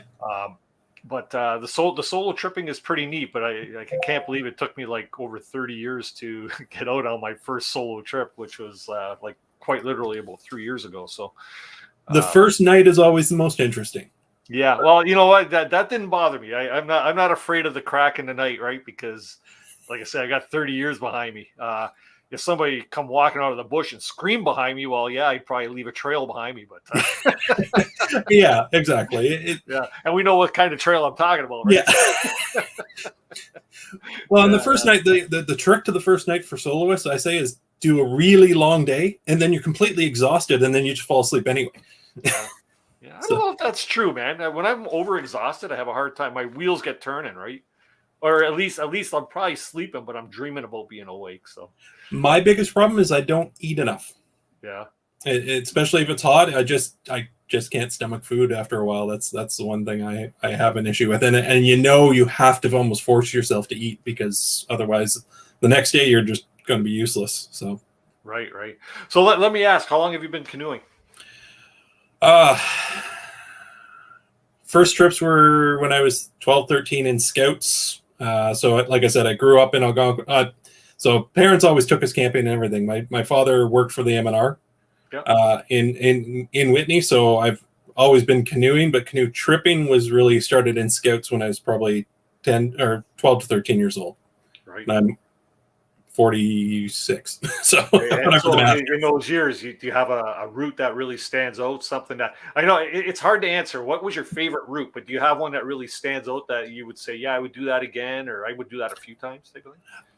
Because of the memories from Scouts, like the Scout trip we always took was just from Rock Lake into Penn Lake, and it was a fishing trip. And we did that consistently year after year. I intended to do that this spring. And it was because of COVID, they closed the park again, so we couldn't do it. So that had been a plan. I was going to go on to do that. And I think I was going to go solo, or take one of my daughters as well for that. But that one's a good one. And then I've also done the loop through Rock Louisa, around Welcome and Harry, into Penn before. That's a nice loop as well. A couple long portages, but you get that in Algonquin, of course. Do you prefer paddling in provincial parks, or have you done much Crown Land? I haven't done much Crown Land. It's one of the things I would like to look at a bit more, for sure. I've done a lot of hiking in that, and used to hunt and fish on Crown Land outside on the east side of the park, outside of Whitney. Right. But don't do that anymore, really. And you know, for our hiking friends that might be in the chat tonight, you mentioned you're trying to do the Bruce Trail in segments. So how much have you got under your belt so far? So I've done everything south of Collingwood. Okay, wow. And I live in the GTA, and so I was breaking up, and I've been doing it the last couple of years, probably 3 or 4 years. I didn't do it at all last year. As I said, I was busy. So I would do like 20-kilometer sections at a time, either on either side of the Hamilton region. Mm-hmm. And then once I got all the Niagara section done, then I started working my way north, and I just finished on the weekend. I just did up and over Blue Mountain. So nice. And then the way I'm doing it as a solo is I drive to where I want to finish for the day, lock up my bike, and then bike back to the car, which can be exhausting. You're not actually sleeping on trail, or are you? No, there isn't really spots. I know people do. You're not supposed to. They call it ghost camping because there isn't really a lot of spots to camp. Right. Yeah. Most of it, or a lot of it, is owned land, especially in the southern area. I know further north on the Peninsula, there's a few spots, but even then, they're few and far between. So I think a lot of people do ghost camp. But yeah, because I hike. I do, like, when I do a lot of hiking down. I live in Niagara, so you know I've got all the way from Queenston all the way up to Beansville, Grimsby, that I can actually do some of the Bruce Trail and stuff. And if we go out for day hikes and stuff, but a frequent spot for us is around the Rockaway area. So you're probably familiar with the Rockaway area, yeah. And really nice trails there. All the there's a lot of history in that area too with the Bruce. So very cool, very cool. So one more thing about your solo camping or canoeing trip there. Were there any other things, like you had the wind that you had to face there? Was there anything else that really made that trip worthwhile? Besides just being out there? To be honest, surprisingly, the longest portage on the trip, because I did it a little different than what Kevin describes in his book, where he says go back out the same way you come in, which is down the Petawawa. I went into the next lake and then went down to the Nipissing River. And I was a little bit worried because it's on the last day, and the longest portage was it's 3 kilometers. So it's a long portage. It was the easiest portage of the entire trip. Okay. Because it was a gentle downhill, and it's an old logging road. It was flat. It was I rocked through it quickly. It was great. So I was proud of that. When I got out to Cedar, and it was a windy day when it was even windy in the river, and I was like, I don't know if I'm going to get back across Cedar, because the way the wind was blowing, and I was a little worried, but it actually turned out not too bad, and I just paddled north and sort of drifted back down the lake into the wind, drift, into the wind, drift, just to keep straight, and then a little longer to get across, but it made the trip. But, yeah. Cool. And you said one more big trip coming in September. Whereabouts is that again? It's not really a big trip. It's just a weekend, because my buddy who hasn't been camping probably isn't in shape. Not that I'm in shape. We're just going to go into Booth Lake on the southeast side of the park. Cool. So, yeah. Well, hopefully that works out well for you. If if September is anything like end of September is anything like the weather we've been having right now, hopefully, yeah, you'll be laughing. Yeah. So, can I plug the channel? Please do, yeah. And you know what? I encourage you. You could feel free to post it in the chat once you're in the chat again there. Okay. And perfect. I will. I'll grab it as well, and I'll get it in the description of the video down here too. So. Okay. Thanks. Ontario Outdoor Explorer. There we go, people. Check it out. Hit that subscribe button for Douglas, Ontario Outdoor Explorer. Be sure to check him out and hit that subscribe button. And Appreciate we'll see what he's up to. Yes. And you know what? Don't worry about bugging your buddies out there on a trip with the camera. Just put it in their face all the time. Yeah, exactly. If any of my buddies are watching, sorry, you got to put up with it, right? So that's funny. Have you ever seen these collaboration videos? Give you an example. John and Aaron, they did a trip with Karina way back, and one of the Ted Baird. And it's funny, because I like watching their videos. All of them put out their videos, and they all got their cameras, and you could see them. You could see, like, maybe Karina way back in the background doing her video segment, and somebody else in the background doing a video segment. It's so cool to watch that, and get a perspective from everybody's view. So yeah, when Joe and Jim, or Joe Robinette and Tim and Jim are building shelters and everything, they're both talking. You hear them both talking in the background on each other's videos. It's good. Yeah. Or actually, we got avid outdoorsy guy in the chat tonight. He's been on with Joe Robinette, and but when they talk together, they're both drunk, so that's okay. Well, Douglas, thanks very much for coming on the show. I appreciate you stepping up to the plate. We're going to get on here with the swag giveaway, but please do make sure you put your link in the description there, and get people over to your YouTube channel. I look forward to checking it out myself. Thank you. Thanks, Douglas. Have a great night, eh? You too. Thanks. Cheers. That's awesome. I love seeing these new YouTube channels. Everybody knows I'm a supporter of the new up-and-comer channels. There's somebody in the chat here that I see where I haven't seen a video from them in a little while. They're Tunis Richards. But you know what? I know the videos will come out when you're ready. No pressure. Anyways, we're going to get on with the swag giveaway. Then we're going to get Corry up here on screen to find out what he's been up to this summer. We still got like almost 90 people in the chat. This is great. Thanks very much for this kind of different Canoehounds Outdoor Adventure Show episode where, it's something I just, like I say, I wanted to hear from people that follow and enjoy the show because you know what? You guys all make this show what it is, and I enjoy having it. I am going to actually, we got Corry coming up in a minute, but I'm posting the link one more time. If we get maybe 1 or 2 more people in the basement, I'll let you know if the house is full. And that should carry us till about the 9 o'clock or shortly after. Anyways, just want to say that tonight's swag giveaway, this segment of the show is now going to be sponsored, I believe, by Algonquin Outfitters. They are really good with the channel here, and they always step up to the plate when it comes time for our big raffles or our big draws and giveaways and stuff like that. So, but tonight what we're doing is I've got just our swag giveaway. Going to be just giving away a Canoehound Adventures prize package and a couple little goodies from Algonquin Outfitters. Our prize package consists of obviously our channel decal pack, great on bottles, on your food barrel, stuff like that. They stick really good. You can put them on the bumper of your car, whatever you want to do with them. You can put one on grandma's forehead if you like. Of course, our channel patches. We got Canoehounds Outdoor Adventure Show patch. You can see right here on my shirt. They're just an iron-on patch. They stick very well. We got the Canoehound Adventures patch as well, which is below that one. Yeah, I know it's overkill on my clothes, right? My wife says everything I own has Canoehound Adventures on it, but get over it, honey.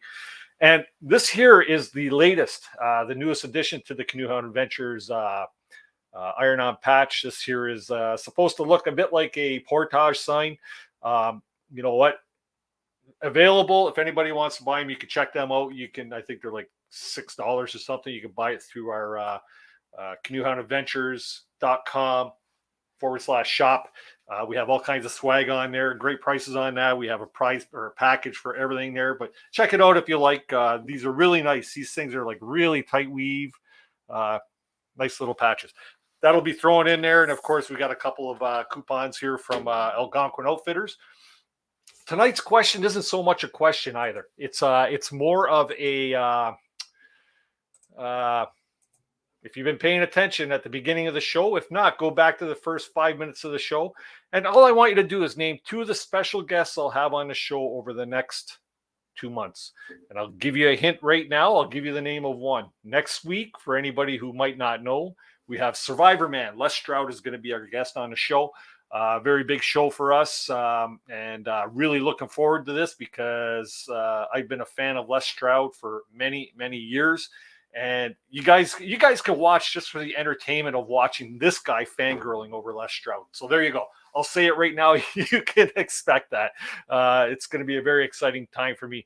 But anyways, name 2 of the special guests I'll have on the show over the next 2 months. All you need to do really too is look at our thumbnail for the show. I believe it's listed on there, the one on social media. You can send your answers over to coasprize@gmail.com. And you have until Saturday at 11 o'clock. After that time, I will do a draw. I'll notify the winner, and then I'll make the announcement on next week's show as to who the winner was. So I'll leave that ticker going across the bottom for anybody that needs to get the email address. And once again, just wanted to say swag giveaway sponsored by Algonquin Outfitters, our good friends there who are celebrating 60 years. Now I'm going to pop up a picture here, and hopefully I could still speak over it. Let's see here. But it's their banner. There we go. Hopefully everybody can still hear me. Yeah, so they're celebrating 60 years. Go to algonquinoutfitters.com, or you can click on the link in the description below, and you will see their contests that they have going on. By all means, check it out. Best way to get it is just going right through the link down there. You click it, and it's going to take you right to where you need to be. All you got to do is answer some questions about the history of Algonquin Park, and that's going to basically get you in their contest for the drawing. So check it out. And if you happen to talk to somebody from Algonquin Outfitters, just let them know. So your good friend over at Canoehound Adventures, Dennis, sent you over. So by all means, that's a great thing. Anyways, let's get back on with the show here. I see we got Darren, Ride, Paddle, Repeat in the basement. I will get to you after we're finished with Corry. Corry, how you doing tonight? Oh, I can't hear you, sir. You got volume on? Testing 1, 2. Is anybody else hear Corry or not hear Corry? Let's see. What's your device? Are you using a computer?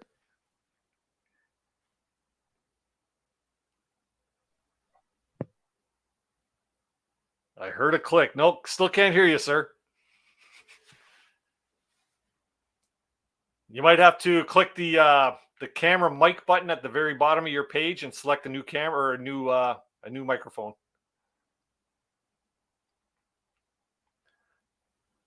How about now? You gotcha? Nope, still no volume. Still no volume. Still no Oh, volume? got you now. Oh. We got you now. Oh, got you now. We got you now. Got me now. That's good. Okay, but you're Better. watching on Okay, YouTube. but You you're have to watching shut on- off your volume on YouTube. Tell you what, we'll get back to you in a minute. We just need to shut off your YouTube volume. We'll move over to Darren and we'll come back to Corry. How's that? You ready for me, Darren? All right, I got a thumbs up. Anyways, here's a regular follower here on the show. This is Darren from Ride, Paddle, Repeat. How you doing, buddy? Good, thanks. How you doing, Dennis? Oh, you know what? It's been a good summer. It's been a good summer. I can't complain. If I complained, you'd have to call me a liar. Fair enough. How about yourself? You been busy this summer? Yeah, thankfully we've got out on a few nice trips. Tried to get some content for the channel. Lots of bike rides. Trying to go to new places. So thanks, Josie, again for the info on San Jose Champlain. That was a really nice trip. We'll be back there for sure. Cool. Very good. Very good. Corry, I see it just popped back. I will get back to you right after Darren. How's that? He's giving me he's all good. Okay, good stuff. Nice. Just want to remind anybody that does come on that the one thing you need to do is shut off your YouTube volume. If you're watching on YouTube, you have to shut the volume off. Otherwise, we get that feedback thing going on, which sends everybody into a tizzy, right? So, yeah. So, what were you doing up around Sammy D Park? Were you up there mountain biking? Yeah, actually, I didn't know that there was trails up there. So now that I've seen it, I definitely want to bring the bike up there and try it for sure. No, we were en route to Temagami. We were going up to Gimbal to do Lady Evelyn. Yeah. So we decided it's a long drive. We're now in KW, but similar distance from Niagara, right? So we broke it up, stopped overnight at Sammy D, had a great time, visited waterfalls, and paddled Mattawa, and we saw a lot of people kind of tubing down that rapid. So I was like, oh, that's cool. We got to try that, right? So You didn't try it? no. We ended up having a late, an early night too, because we got up really early in the morning, picked our canoe up from Paul's place. Thanks, Paul. and went out. So ended up going to bed early and just missing Josie there. So hopefully next time. And then the next day we got up early and went up to Gamble and started our trip in Lady Evelyn. And it was going to be 10 days that we took about 8 and cut it off a bit short. It was so hot and pretty techy, but a lot of fun. It was a really great trip. So Cool. Our first time down Lady Evelyn. Yeah. Yeah, so you do a lot of the things that I like to do. I mentioned earlier that I was kind of semi competitive mountain biker. I sadly haven't been on my mountain bike in about a year, but I used to ride an awful lot. So you ride as well quite a bit, and you like doing the toughie trails, eh? Yeah, and a similar area to where you were too. I think we mentioned in one of your streams before that we probably crossed paths in one of the races at the 8x12s in Niagara or the Squeezer or one of them, right? Yeah, so that's Lake pretty to cool. Lake So, yeah, Lake to Lake. Yeah, that was a good one. I missed that one. Yeah. But yeah, now it's mostly hydrocut here in Kitchener-Waterloo, and they put in a lot of new trails, which is awesome. And it's great for all skill levels, but they focus a lot on the technical features too, which is nice. So I'm learning and developing too. A lot of this summer was me just actually relearning skills on my bike to do some of those technical features, do some drops and stuff. And yeah, it's been fun. So, and I've been meeting up with my brother and some other folks and learning from them. So yeah, it's good. Yeah, I've been over the handlebars so many times that I me kind of too. get skittish at some of the highly technical stuff anymore. It's concussed one time, lacerated the liver another time, got a floating bone chip in my elbow another time. Okay. All the good things that happen with mountain biking, right? It's a fun sport, isn't it? Yeah. No, it's a balance, right? Because especially during canoe season, you don't want to injure yourself and then you can't go on your trip. That happened to me last year. We were in Killarney, but the week before I actually broke my wrist. So we didn't do paddling. We ended up car camping in Killarney instead. So it worked out okay, but not the same route we were hoping for. Oh man. Yeah. It's a fun sport. Yeah. Yeah. You know what? It's funny though. You know the hydro cut behind Brock University, Hydro Hill. Idaho Hill, yeah, that's That quite the was my climb. last mountain bike. I took my son-in-law out there, and this 56-year-old dude climbed the whole hill, and the Oh, good for son-in-law, you. was spitting out a lung quarter of the way up. Yeah, that's a And tough had to one. stop, and I'm like, I got to the top, my heart rate was probably like my ears were pumping. I got to the top, and I'm just riding small circles there, just trying to get the heart rate to come down, right? So, Yeah, wow. So you did some of the Temagami River then, like, or Temagami River, or Lady Evelyn Park? Lady Evelyn, and it was our Okay. first time. We also, previous to that, we did for the first time a Northern Algonquin trip up in Kiosk and down through Maple and up like for Big Thunder Club back up Mink. So that loop, and in both cases, we actually got a lot of info from Camper Christina, so another Niagara person, right? She helped us out on both routes and gave us some tips for a Temagami trip as well. And watched a bunch of YouTube videos about it, like Ted Baird's one with him and Heather and their dog when they did the Lady Evelyn. We kind of followed a similar path as well. We were hoping to get to Maple Mountain, but that's the part we cut out just due to the heat. But we enjoyed kind of base camping around Catherine Lake, going to the different waterfalls, Cabin Falls, Bridal Veil, Helens, and yeah, it was really nice. And then we paddled upriver again back to Gamble. So really cool experience, but I was not prepared for the technical aspect of those portages. Some of them were like the takeouts, put-ins, just boulder gardens, right? So yeah.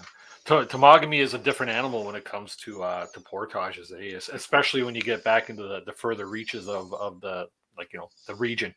Some of the portages back there. I've only done a portion of the river there. Like I went up through Sucker Gut, up in Frank's Falls, Center Falls, Helen's Falls, right up that way.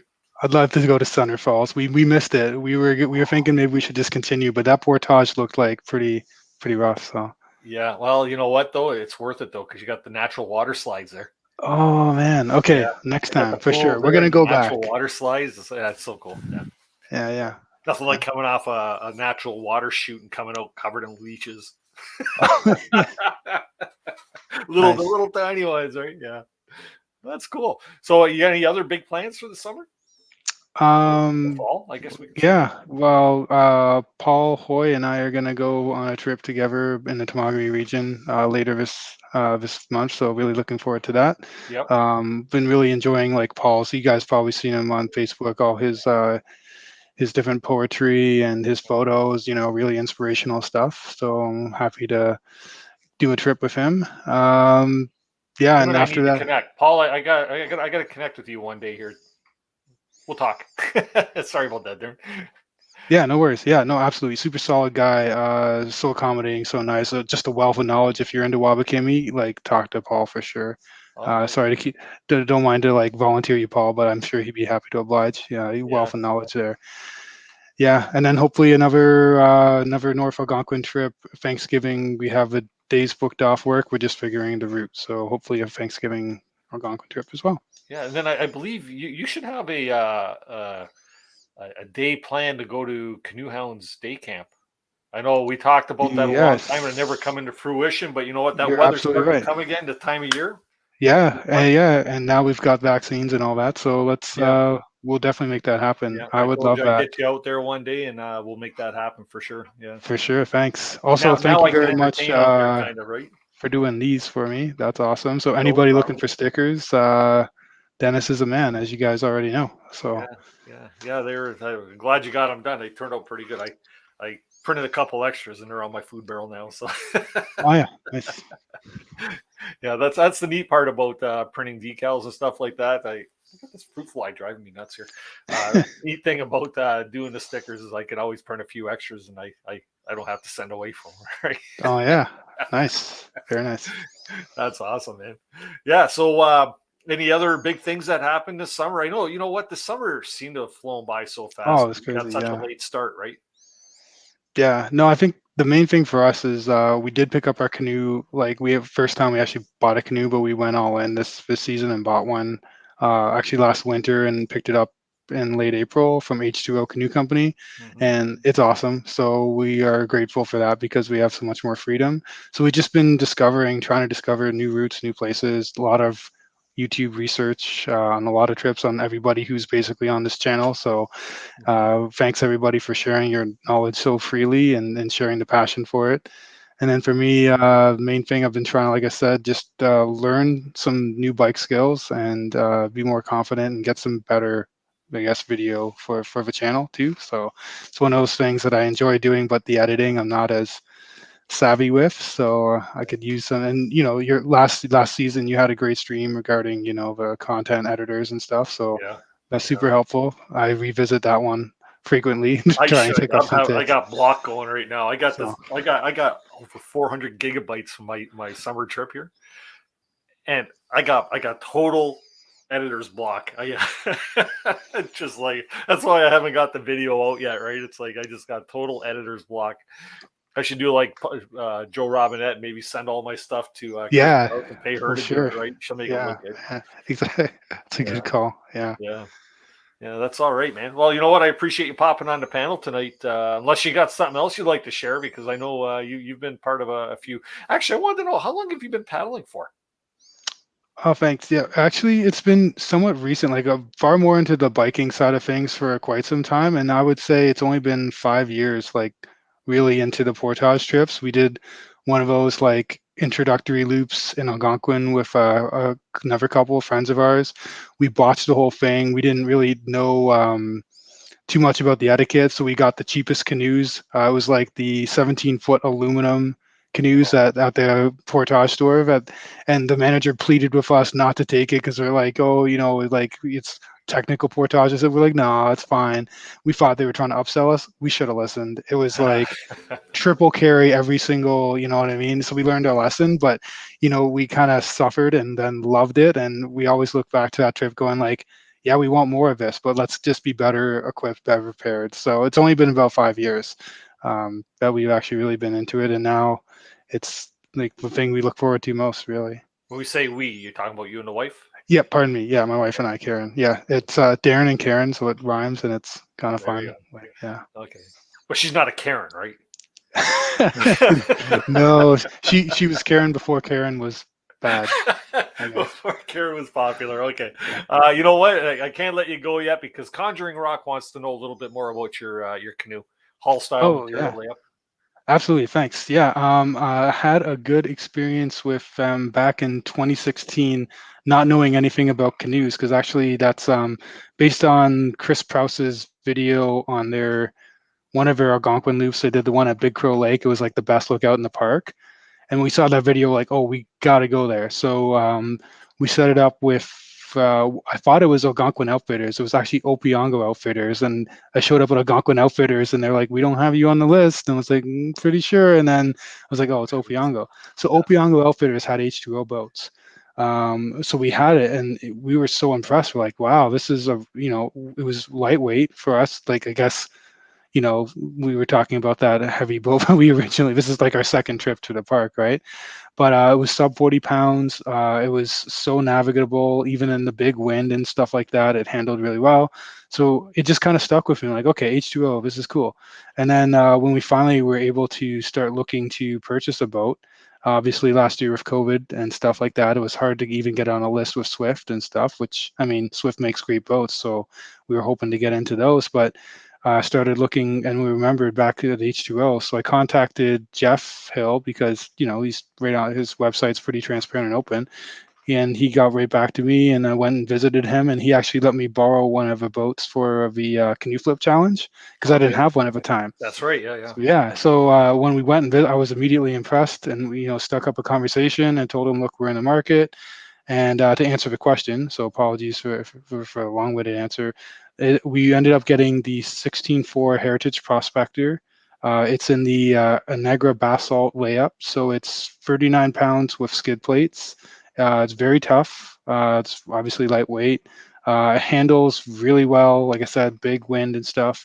It handles best when loaded well, though. So if it's just two people, it's not as stable as some, but it's a good balance between like the Swift Prospector and like the Novacraft Prospector because it's just a little narrower than your Novacraft version. I don't recall how it relates to a Swift, but then the shape, just the overall shape of it is just slightly different. We've tried a few different ones, and we're overall really impressed with it. So, an Negra Basalt, Heritage Prospector, really well done. Yeah, really well done, both. You know what? The brand doesn't matter. Somebody had mentioned here that H2O is a very underrated canoe here. Who said that? Right here. Yeah. John awesome. mentioned it, a way underrated manufacturer. I got a buddy here that's, I think, in the live stream, Keith Park. He he picked up an H2O and he absolutely loves it. It's a beautiful, beautiful vessel for sure. So yeah, and Camper Christina, of course, she's been doing a lot of work with their stuff. So if anybody's interested on some of their like smaller boats, pack boats, check out her videos. Really good. Yeah, for sure. Awesome. So we got 3 people in the basement here. We've got Corry, Camper 69, which is Gary, and we got Marty Morissette. Johnny, I see you down there too. We've got about a half an hour left here. I will try to get you on. I can't make any promises just because I want to try and stick to the 9 o'clock, which is my new formatting thing. I doubt I'm going to be able to stick to that. That's too hard, man. But Darren, thanks very much for coming up, man. We will get that. We will make that camp day happen for sure. Who knows? Maybe one day I'll strap that bicycle seat to my ass and we'll get out there for a ride. Let's do it, man. Yeah, just go easy on this old guy because I'll tell you, I'll be spitting out a lung every 50 yards. Yeah. Thanks very much, Dennis. Okay, buddy. You have a good one. We'll talk soon. You too. Take care. Cheers. Thanks. All right. Let's give Corry another chance here. Let's see if he's got some volume going. How you doing, Corry? You got us? Hey, pretty good. Is that working this time, Dennis? I can hear you now. That's awesome. Oh, that's beautiful. Hey, cheers, man. Cheers. Thanks for coming on up. Sorry it took so long to get you up here on screen, but here we are. We're good. Hey, technology, ain't it grand? Oh, yeah. Sometimes, right? Sometimes I wish I could go without the cell phone and the computers and everything else. And get back to playing ball hockey on the street, right? But yeah. So what you been up to this summer?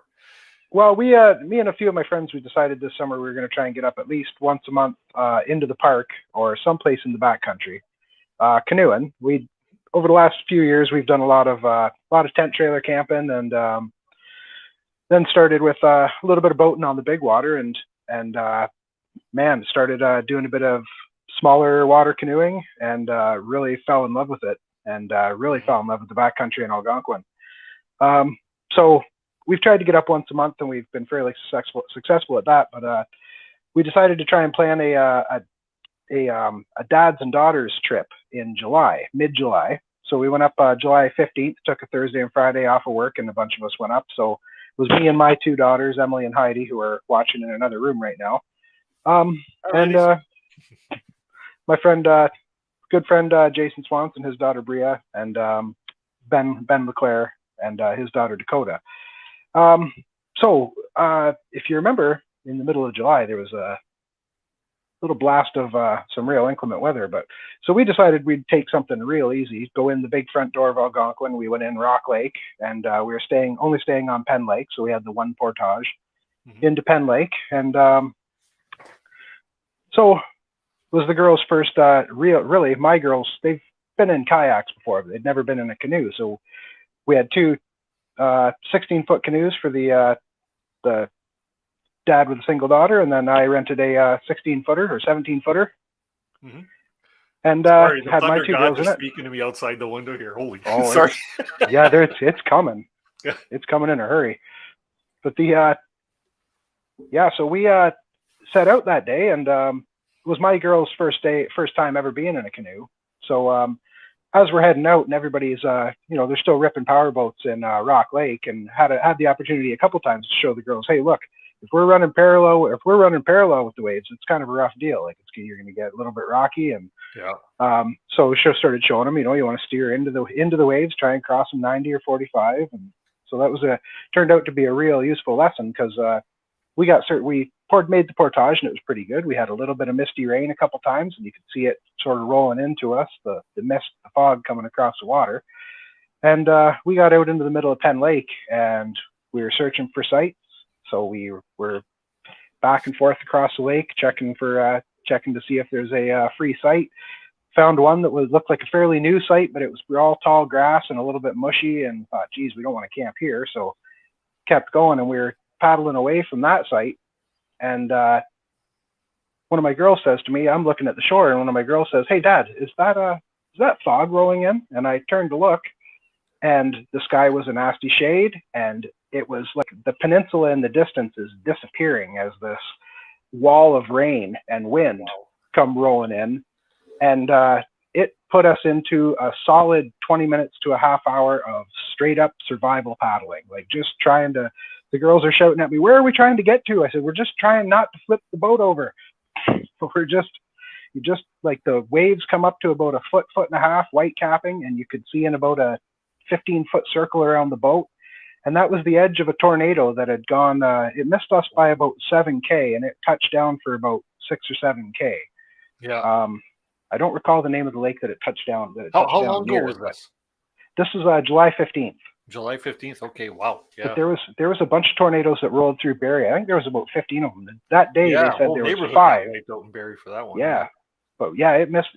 We just got the edge of that cell as it went by us, and oh man, it was a pretty fearful experience. For I was in a blind panic for. And I can't imagine how my daughters felt it being their very first canoe trip. And they said, well, geez, we're not really sure if canoeing's our thing. So, well, this is a rare circumstance. You won't come across this too often. Yeah. So that didn't discourage your girls into doing trips again, right? No, I think we'll get into another trip here before the end of the season, I believe. That's good. Planning something for the end of September. I love doing that. I love it when people encourage their kids, their daughters, their sons, their grandchildren, whatever, to get out there and do these types of trips. Are your girls outdoorsy to begin with? A little bit, yeah. We do over the last few years we've done quite a lot of camping. There's a really nice little hidden place down here near us. We're in way down southern Ontario, about 20 minutes south of Woodstock, about halfway to Lake Erie, and there's a little spot down there called Deer Creek, and it's a nice little campsite, and it's a man-made dam, and at the deepest it's probably 50 feet deep, and it goes back about 2.5 kilometers, and by the time you get to the back, you'd never know you weren't 4 more hours up north. So they've been kayaking that for a few years now. Oh, that's awesome. And what about your buddy and his kids? Are they outdoorsy people? Do they? Oh yeah. Yeah, they've got up. Just a pair of them have gone up a few times up into Algonquin, Penn Lake, and then Pog Lake. We've been banding about the idea of maybe taking the kids up and coming in the north end, like into Kiosk. Yeah, nice area up there, right? It's so much talk about the Mattawa area and stuff, and like that northern part there. And have you been following? Has anybody been following the Canoe for COVID series? No. The 6 young guys that paddled like 2,000 kilometers across Ontario in 60 days to raise money for COVID. Look them up. It's a great series, but they did a portage from Sammy D Park down to Kiosk, right? Which is like 28 kilometer portage. So that's a heck of a walk with a canoe on your head. 28K with backpacking. What else happened interesting on the trip? Anything else? But we do finally find the first site we stop at that's free. That's actually free. Yeah. Is like a straight uphill. It was like a solo or a pair. Somebody's got one canoe, one tent. There was enough space for one tent, and then you had to hike up about 35 feet almost straight up to get to the next flat spot of ground where we could have set 2 more tents up. And we started unloading our stuff, and then finally, we get up there and we're like, holy cow, we can't all camp here. This is no good. And so one of the fathers says, hey man, like if this is the best it's going to get, like we don't want to be stuck with the swamp that we saw on the way in. So 2 of us just bombed all the gear out. 2 of the dads just chucked all the gear out of one of the canoes, and we went down to paddled right to the end of the Penn Lake, where the next, take me a minute to remember the name of the next lake, but at the extreme south end of Penn Lake. Not too familiar with all the places in Algonquin, so I can't even help you. Oh yeah, man. Yeah. Oh, it bothers me that I've wasted so much of my life not going up there. Yeah. Are you more of a Crownland camper? I know I've asked a couple people that, or are you more of a provincial park type of guy? So far we've done mostly just provincial parks, but there's my buddy's brother just bought a cottage. It's sort of on the waterway that leads into Naganosh. Okay. So now we're looking at going out and doing some of this backcountry camping in Naganosh, Up which on is the Pickerel River. Yep. Yeah, Yep. you know what? There's some nice cottages along there. We Oh, were man. there last year, well, probably around this time last year, or maybe a little later. But might be going out there again this year. The Naganosh is a hidden gem, man. I shouldn't even be saying anything, right? But I don't like hiding campsites or destinations because everybody should be checking it out. But Naganosh is a hidden gem, people. If you ever get the opportunity. Oh yeah, you know, but the when we went up there, or in Penn Lake, there, right to the end of the lake, there's the last campsite on the lake turned out to be the where we wound up camping. Nice flat spot. There was enough room for all of us, and it was kind of on a little peninsula where the river comes in from a lake above. Yeah. There's a nice waterfall through there. There's like 4 waterfalls that dump into Penn Lake, so we managed to see 3 of them on that trip. But right on the end of the peninsula where we were camping, there was a huge, massive pine tree, and there was a bald eagle nest right up in the top of that tree. So day one, we can hear this loud cheeping and chirping going on. So there was 3 juvenile bald eagles hanging out in the nest, and Mama staying there. They must not have been able to fly yet because she's corralling them back into the nest all the time. And the male's out hunting. So every time he'd come back with something, they'd just light right up and start cheeping and chirping and carrying on until they had something to eat. And then you'd see them take off again. And yeah. Hope you didn't have a small dog or something with you because on the menu. Actually, speaking of field feeding wildlife, we had found this right on the peninsula, the rocks going down to the water where we had the canoes tied up, and what we were sort of using as our big drying rack in the sun. Yeah. There was a little nest of snakes that we found right there, a whole bunch of garter snakes, probably 15 or a dozen of them or so. And my youngest, my daughters are 18 and 15, but my youngest was determined she was going to catch one of these frogs that were hanging out in the little beachy area, kind of. So she finally did get one, and she's got this frog, and she's bringing it back to show her buddies. And her buddies are like, "Well, let's see it. How big is it?" She sort of opened up her hand a bit, and the frog jumps out and lands right in this nest of snakes. God! And he didn't last 3 seconds, and another snake had him right by the face. And she's just, "Oh my gosh! I just killed this frog."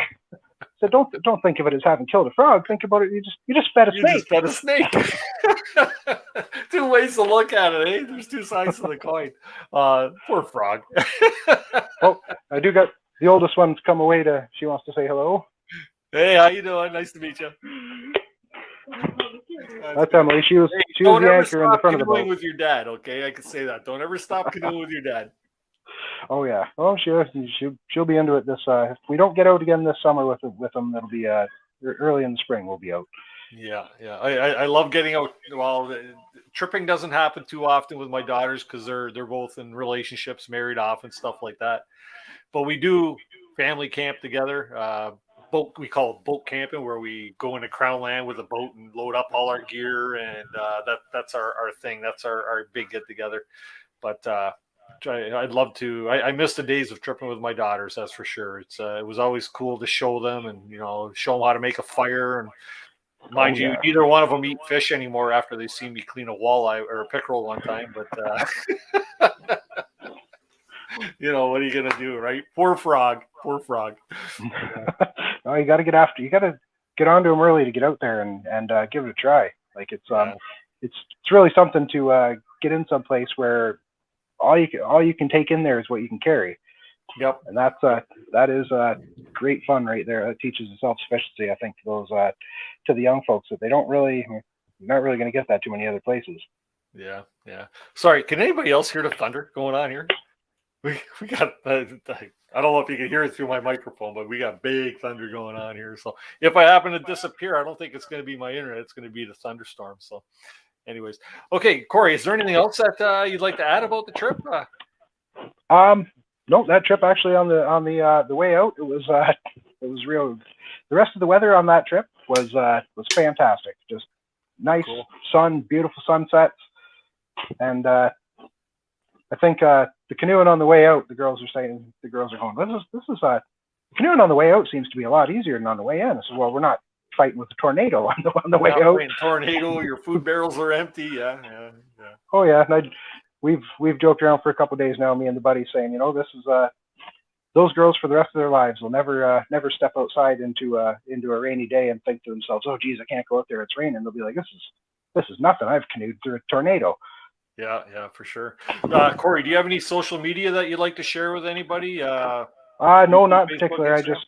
I just share stuff to the friends and family as it stands right now. We might get into well, we just sort of equipment up. We've only really been into the backcountry camping since last year, so we just sort of got all our gear for that now, and it's maybe it is time to branch off and grab a GoPro and see if we can't throw some videos out there. Love watching all you guys. But though. You know what? People would love to watch it. So yeah. Oh no, we love watching all you guys. We follow the whole bunch of you. Everybody you've talked about this evening, I think I've got in my subscribe list here. So great. Well, thanks for joining us tonight. I appreciate you popping on, and hope you're enjoying the show, and hopefully you enjoy season 3. I know we got a doozy of a season coming up. So right on. And awesome, thanks, Dennis. Thanks for having me on, man. One more at you. I got to finish the warm beer here. Somebody else All mentioned I got a warm beer going, so I do. Thanks, Corey. Take care, man. Corey, just a reminder too, you can stick around. I'll be in the green room after the show. If you want to stick around for that, please do, or you can pop back in again after the show closes up. Anyways, we got a couple more people here in the basement, and we're going to try and get through them. We might run into a bit of overtime tonight. Hopefully everybody's into that, but it's fun hearing stories. Somebody who's been mentioned a few times tonight and a regular follower of the show and supporter. He's a channel member as well. Please welcome to the live stream, Gary from Camper 69. He's the waterfalls guy. The waterfalls guy. I have to watch it when they say that, because Mark Harris has written 3 books on waterfalls, and to me, he's the waterfalls guy. So I can't take his name away from him. Well, you're the waterfalls guy to me. Apparently, I am to Josie and her family as well. So there you go. Hey, are you? You're just up the highway from me. Are you getting rained on really hard right now?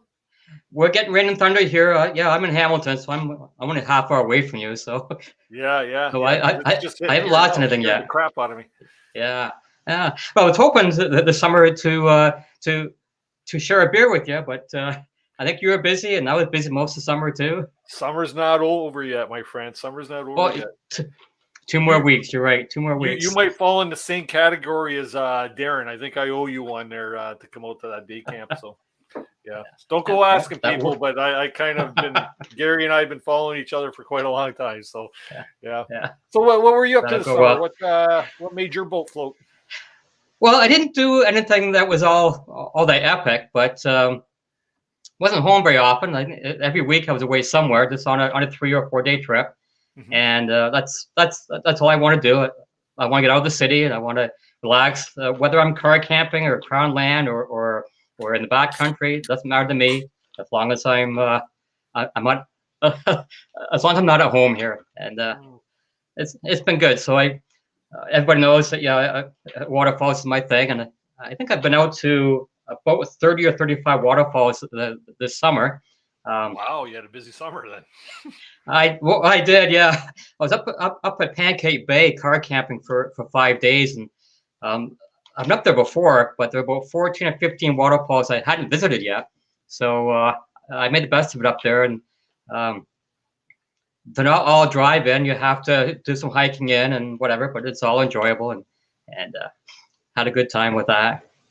But there were a few trips where I might have had a small adventure or two. 1 week I was at Bon Cher for 2 nights, and then I went into Barron River canoeing for 3 days, and then to Ferris for 2 nights before I came back home. I did the Cheater Trail going up to High Falls, up on the Barron Canyon area. And yeah, getting shots of the falls up there was great. That wasn't the highlight of that day. I was about 3 minutes away from the parking lot where this big black object walked across the trail in front of me, about 30 feet away from me. I just froze. I'm gonna let it walk past, and then and 2 more smaller ones walk behind it. No kidding! Wow. Oh yeah, it was something to see. But even though they weren't very fast, I was sauntering along. But me with my camera, I was slower, so I didn't get any shots of it. But it was awesome to see. And wow. The next day, that's good. The next day, I drove into the parking lot at Brigham, and that's where we're going to paddle up the Barron River to. There's 2 or 3 waterfalls or chutes in that area. I was going to be getting, and because I'm often camping alone, whatever. I like seeing people while I'm away, so I actually camped on the portage. There was a campsite on the portage there, and that way I get to meet people. Well, there's one couple goes through it. I stop and chat with them for a bit, and I tell them that I'm into waterfalls, and they ask me if I've ever been to Hamilton. There's 140 waterfalls there. That's where I live. They just moved here last November, and turns out they're about 5 minutes away from me biking, so they're almost neighbors. Wow. But I'm out the next day. Then I'm going down to the falls, the next portage, get my pictures, and then paddle back to my campsite, and they're sitting there waiting for me. Yeah. It turns out that she had torn one of the muscles in her legs on the portage, and they needed help to get out. So I had to give them a help out, and then drive them up to the car. Which the car was up at what's the lake that's up at the end there? Can't remember the lake, but anyway. So I went up to help them out, whatever, and then so that was a bit of an adventure. I have to ask. Now you said you took in over 30 new waterfalls this summer. Which one was your most impressionable? I think Perisole Falls. Well, the 3 falls that I saw this summer up in San Luis Champlain. Perisole Falls is just outside the park, but Martin Van Osprey and I paddled up there one day, and that's awesome. That falls is awesome. And then the next day, I paddled down to Simpson Falls, and then hiked over to the falls at the Gut. That both of those were I didn't know about until last year when Josie mentioned them to me. So so I had to thank her for that. That was great. Also, yeah, but I've been to I think I'm now at 646 falls, but there's still a few more I have to visit before I get to them all. But it's amazing you could keep count of them all like that. You got the whole checklist going, right? Well, I got a checklist. I have 7 photo albums upstairs full of waterfall pictures. Yeah. So yeah. Did you say Hamilton has over 130 waterfalls? It depends on the list that they go with. I say 145. Some of the sites say 130.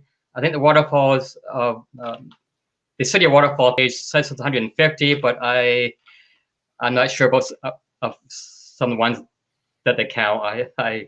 Right. They're kind of iffy. Yeah. Wow. That's I didn't realize Hamilton. I've lived in Niagara all my life, and I didn't realize that there were even that many in the region, let alone just in Hamilton, right? And the escarpment is a long distance with water flowing over it. So yeah. Yeah. Well, most folks don't, because if you go in the summertime, you won't see them because they're all dry. But if you go in the spring, when all the ice and snow is melting, that's when they're all flowing, and that's the time to go. Right. Yeah. Yeah. Because you've been down to like all the Rockaway Falls and stuff like that down in Niagara. Yeah, that's an awesome spot there. Yeah, that's awesome. There's some impressionable places there, especially the big drops off the escarpment there are really nice. Yeah.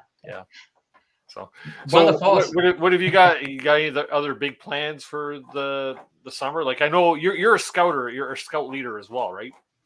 Yeah, and actually we start meeting next Tuesday. Oh, really? At 6:30. Yeah. So we either have to get you to change your day from Tuesday to something, or I have to get my Cub Pat to change the meeting night. Oh, sorry about that. You know what? Tuesday's the only day I can really do it, right? Because I know. Going on other nights. And, yeah. I remember when I used to do the show on Thursday nights, and that quickly became nah.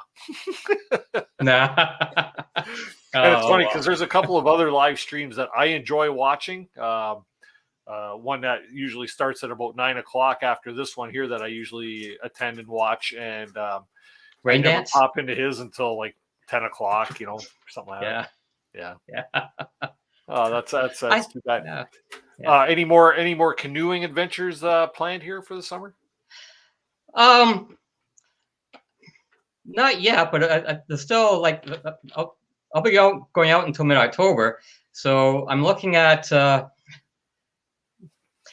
there's still a few more waterfalls in Algonquin. There's one on Shirley Lake, which is up by Crotch Lake Access Point, that maybe I can head up there. I had a bad experience. Actually, it was an adventure going up Grant Creek, and maybe I'll try that again in a few weeks. So the slides are for me to see. The North Lake as well, going up Highway 17. There's 3 or 4 waterfalls up in that area, and that'll either be the fall or it'll be next year. They're on my radar. There you go. Yeah.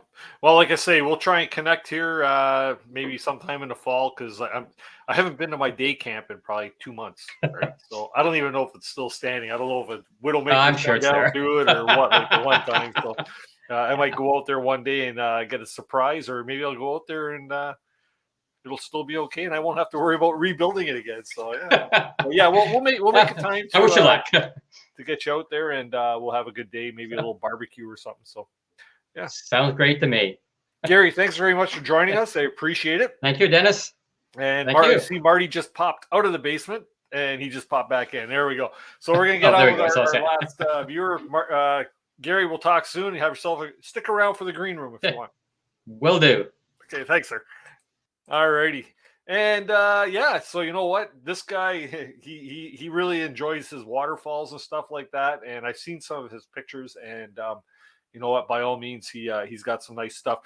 Gary, if you have any links that you'd like to share where people can actually see some of your pictures, if you got Facebook or anything like that, please do post it in the chat there and let people have a look at some of your beautiful shots. So we'll get on with our last person of the night, and then we will call it quits until next week when we have Les Stroud on the show. Yeah, did I mention that already? Maybe a couple times.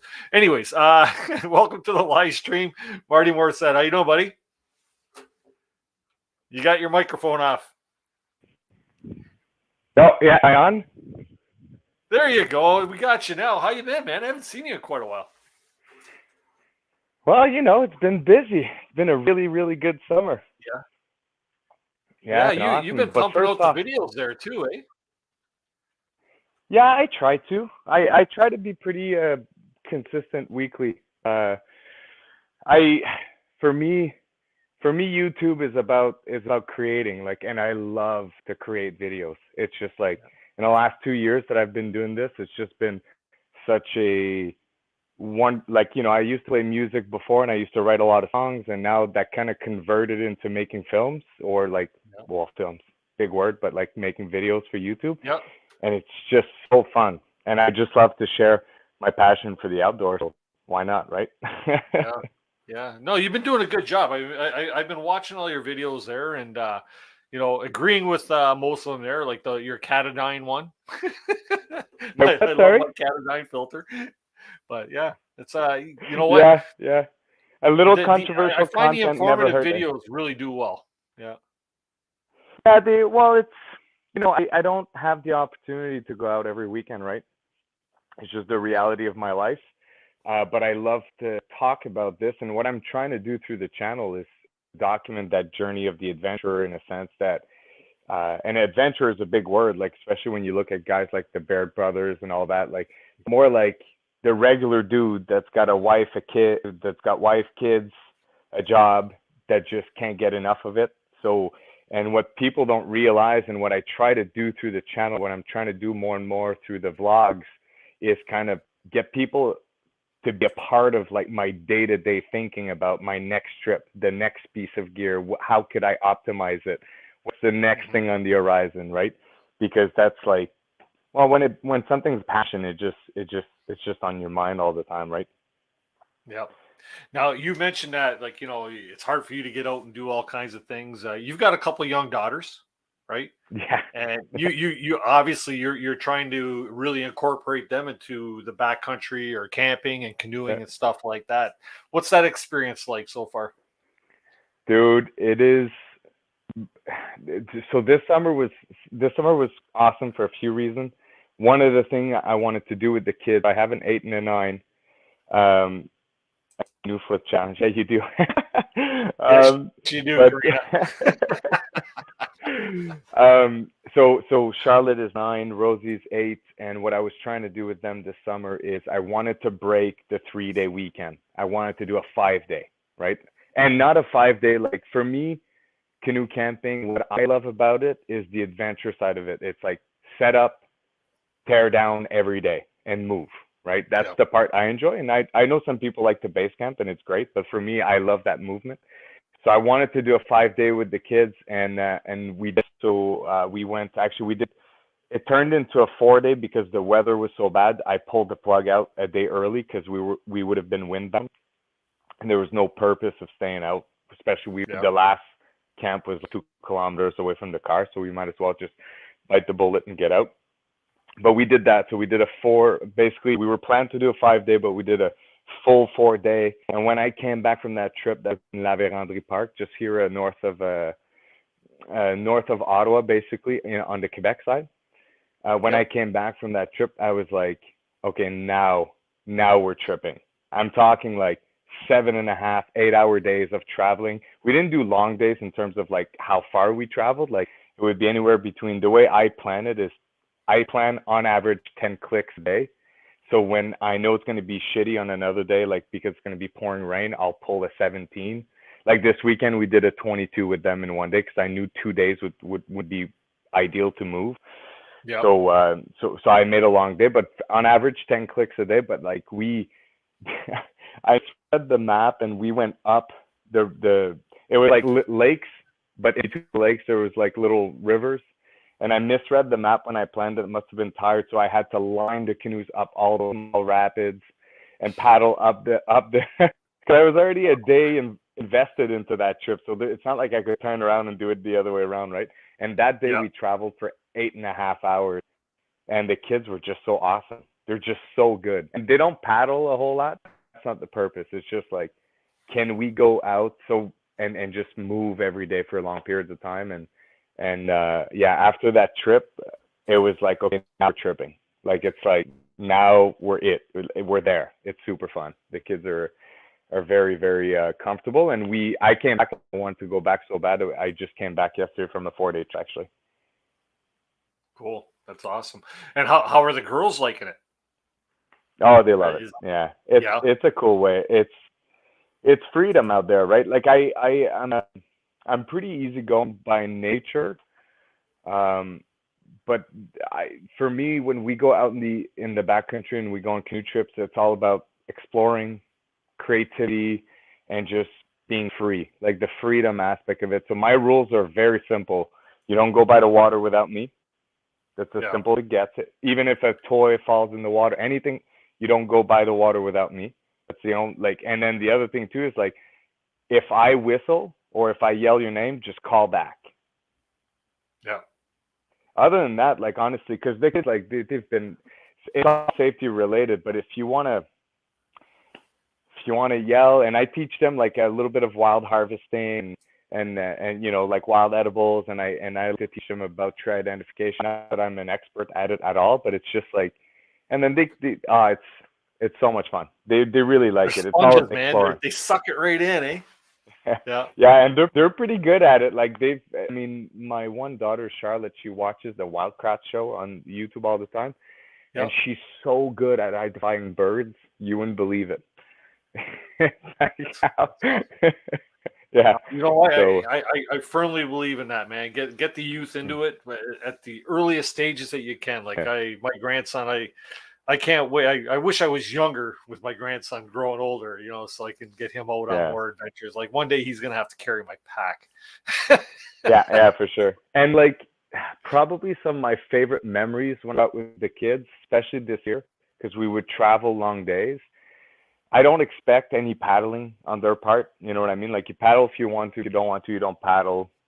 Just, you know, but sometimes they just like they'll sit like because we're all three in the same canoe. Yeah. So Rosie usually rides at the front, and she'll sit like kind of in the bow of the canoe, like on a dry bag or something like that. And then Charlotte will also sit facing me, and we'll like paddle for like 2 hours just talking. Like that's cool. Just, that's like, awesome. It's so fun. It like you get to, I don't know, man. It's that was a real treat, and I'm so blessed that my wife supports that. She trusts me enough to go out with them, because my wife, you know, she's not that into that kind of stuff, so it's really kind of my thing with girls. Yeah. Well, you just answered my next question, so. yeah. I'm trying to. I feel like it's coming, because the more the kids come, I think, you know, I grew up doing that, number one, so I'm very comfortable doing it. I was fortunate. Second, I worked at overnight camps for you know, like 3-4 summers, and did a lot of overnight canoe tripping with kids. So that, you know, it was always kind of part of what I did. I think for my wife, it was a bit more stressful, especially when the kids like were like 4 and 5 years old and 6 years old. Like, but now the kids wake up at like 8:30 in the morning. They hang out by the fire. Like the last two times we went out, I had to do zero discipline, like zero. Yeah. it's Let pretty, them run like, wild. yeah, it's so fun, because they know, and they're used to it now, right? Yeah. There's just like a few things, like Rosie gets eaten alive by bugs, so I do have to manage that, because if she gets caught like if she like doesn't put her bug jacket on, for example, and she goes out to pee, and she'll come back with 100 bites and she won't sleep all night, right? So there's these little details that each kid's like you have to kind of deal with, but other than that, like, yeah, that was super fun. And I actually, in that trip video that I put together, I kind of shared all of my tips and tricks of what I do with the kids. It was like this 5-day trip, and throughout the trip, I kind of shared all of my little tips on how I manage that. Kind of like an accumulation of knowledge over the last, like, I don't know, 15 years of doing that, really, with kids. So yeah, it's been fun. Yeah, the thing I like about your videos too is you got that there's a style of YouTuber out there, the ones that like, hello YouTubers, you know, you got that style about your videos, eh? And it makes it really pleasing to watch. Tell everybody what your YouTube channel is, so that they can make sure they check you out there. Yeah, it's just my name, Marty Morissette. I'm very much influenced by, you know, I loved watching all of, like, for anyone who knows YouTube a little bit, like the Casey Neistat vlogs of this world, and the Peter McKinnon vlogs, and just like like you said, like a little bit more of that youth style. I love that.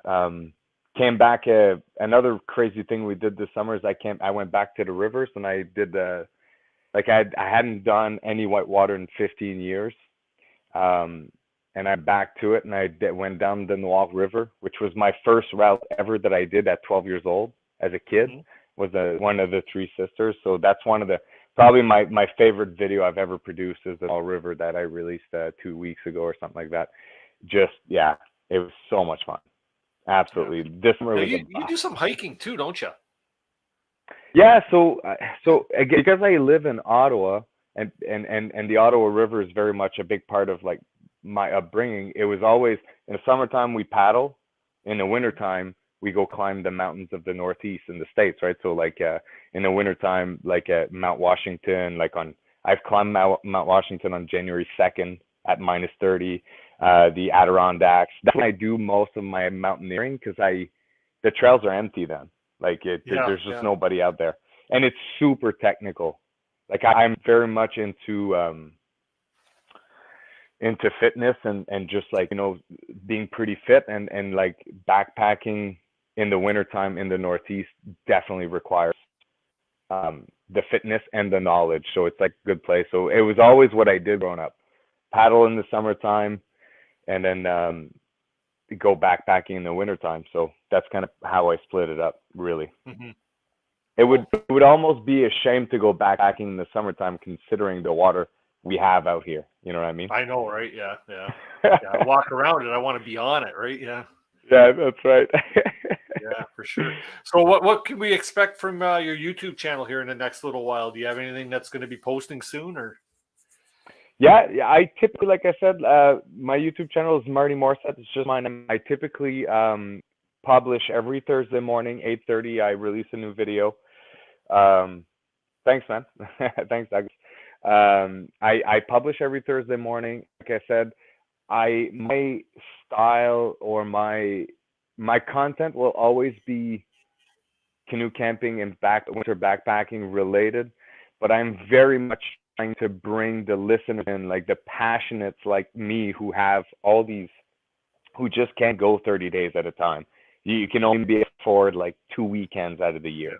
And how can you make the most of your adventures? And I basically share with you my journey as an outdoorsman. Like, I have a lot of video ideas coming up on just like gear maintenance. Like I have to redo my my skid plates on my canoe, right? So I'll definitely be vlogging that. One of my thermarests needs to be exchanged. So I'm going to test out Thermarest lifetime warranty as part of one of my vlogs. We'll see how that comes out. So it's very much part of like that journey of like what it takes to always be ready for the adventure ultimately, and making the most of the few outings you get every year. So that's kind of what it is. So it comes out every Thursday. Every Thursday morning, I'm pretty, I'm usually 2-3 videos in the queue. I work ahead of time and I'm pretty dedicated to it. I absolutely love it. It's been an absolute blast. Yeah. Well, that's awesome. I wish I got all my notifications. I watch a lot of your videos, but I don't get the notifications. I don't know why. I don't know how YouTube algorithm works. I know, right? Like, because believe me, I'm usually so caught up on YouTube that I'm looking for stuff or searching for stuff to watch, right? So be kind of nice to come across new, fresh stuff, right? I was just trying to read a message and say something at the same time. Starlight saying, "Great to hear that you're introducing the outdoors at an early age, Marty. My now 21 and 20-year-old girls love it early in life. No discipline part was great." Yep. Yeah, you know what? If you're constantly throwing discipline at the kids, they're not going to like it, right? Got to let them explore. Let them pick up them frogs and drop them into a snake pile, like. Like there's a few things like the kids are constantly reminded to have indoor voices. I don't care out there. You want to yell your heart out. I mean, unless like usually we're so deep that there's nobody around, but like it's just freeing for them. Like they can just be free. Like you want to run, just run. You want to walk barefoot, just walk barefoot. There are consequences of each of these things, and sometimes they suck. So, and it's part of the learning experience. You know what I mean? And that's fun. Yeah, for sure. Yeah. Well, you know what, sir? Unfortunately, we're at the end of our time here. 15 minutes into overtime. I'm going to close the show up. I will see you in the green room. Yeah. Thanks for joining us and telling us of a couple of things you've done this year. And we'll finish these beers in the green room. Right? Yes, and last thing, I'm super, super excited for next week. Like I'm definitely, I don't know if you are going to have call-ins, but I'm going to be a fanboy. I'm not going to, like Les Stroud is a big reason why I make outdoor films or whatever videos. Like it was such an inspiration. I love his artistic side. Like there's the outdoor man, but there's also the artist in Les Stroud. So I'm super excited, man. Good for you for getting that on. That's awesome. I think the original Survivor Man series, there's probably not an episode I haven't seen less than 10 times. And especially the one where he gets high eating those nuts and the leaves and stuff, right? that was even his Wild Harvest stuff. Like the Wild Harvest series is so good. So good. Anyway, and I'm excited. I'm super excited. Yeah, it's going to be a good show next week. We'll see you then. You know what? I'll try and pop a question up for you. But all good. See you in the green room, Marty. Thanks much. Sounds good. Cheers. Awesome, everybody. You know what? I think this is a great first episode. You know what? Thank you very much, everybody, for tuning in tonight. Just a little bit of closing statements here before we do finalize the evening. Just want to throw it up one more time here for anybody that may have missed it. Tonight's question for the swag giveaway is name 2 of the special guests I will have on the show over the next 2 months. Go into my Facebook page at Canoehounds Outdoor Adventure Show. Take a look at the thumbnail. And all the answers are right in the thumbnail. And you can send those answers over to coasprize@gmail.com. You have until Saturday night at 11 o'clock to get your answers in. Just want to thank all of the guests who popped on tonight, those that were already pre-booked and those that I didn't have a clue what they were going to talk about. You all stepped up to the plate, made this a great episode, great season premiere for us. Thank you very much. Like I say, I always say it. It's people like you that make this whole show tick. The only reason why I really do it all the time is because I enjoy bringing you this content, and it's a lot of fun and it's very informative. Just as a reminder, next week, as Marty and I just talked about, we have Les Stroud from Survivor Man is going to be on the show. Going to be a 2-hour show. Who knows? I don't know if I can convince Les to stick around a little longer because I got a feeling there's going to be a lot of questions. But you know what? Please do tune in. We are on at 7 p.m. Eastern Daylight Time right here on Canoehound Adventures on Canoehound's Outdoor Adventure Show. So make sure you put that on the calendar. As a matter of fact, I will put on Facebook the posting for it, and you could actually set your reminder for it. I won't set the link on YouTube quite yet because I don't want it sitting up there for a week, but I will put it on Facebook so that you can actually click the reminder button and you'll get a reminder about the show. And if not, you can always catch it after the fact. That's a good thing there too. We also have coming up the week after that, we have Hunter and Harris Paddles are going to be here to talk about their return to making paddles here in Ontario, and we'll talk all kinds of things about paddles, like how to fit yourself for a paddle, which is everybody has a different story on that. So that's cool. Dave and Rhonda, how you doing, guys? Good to see you in the chat there. Yeah, I didn't know you guys were lurking. Anyways, and then the week after that, we have Jim and Ted Baird. They're going to be talking about their fantastic 700-kilometer journey that they just returned from, and they're posting videos on now on YouTube. So by all means, another great show. Make sure you do check it out. If you see value in the show, please do hit that subscribe button. It's down right around here. Turn it from red to gray. That's always a good thing. Hit the reminder bell. And you know what? If you like the show tonight, please do hit the thumbs up. It really, really helps us with the YouTube algorithms. Helps us get noticed there. And it shows them that people want to watch this show. The fact that we had nearly 100 people in for our season premiere is a pretty good thing. So that's all good. Thank you to everybody who watched tonight. And don't forget, yeah, you know what? There's nothing else to forget. I said it all. Anyways, we'll see you all next week. And remember, people, keep the adventure.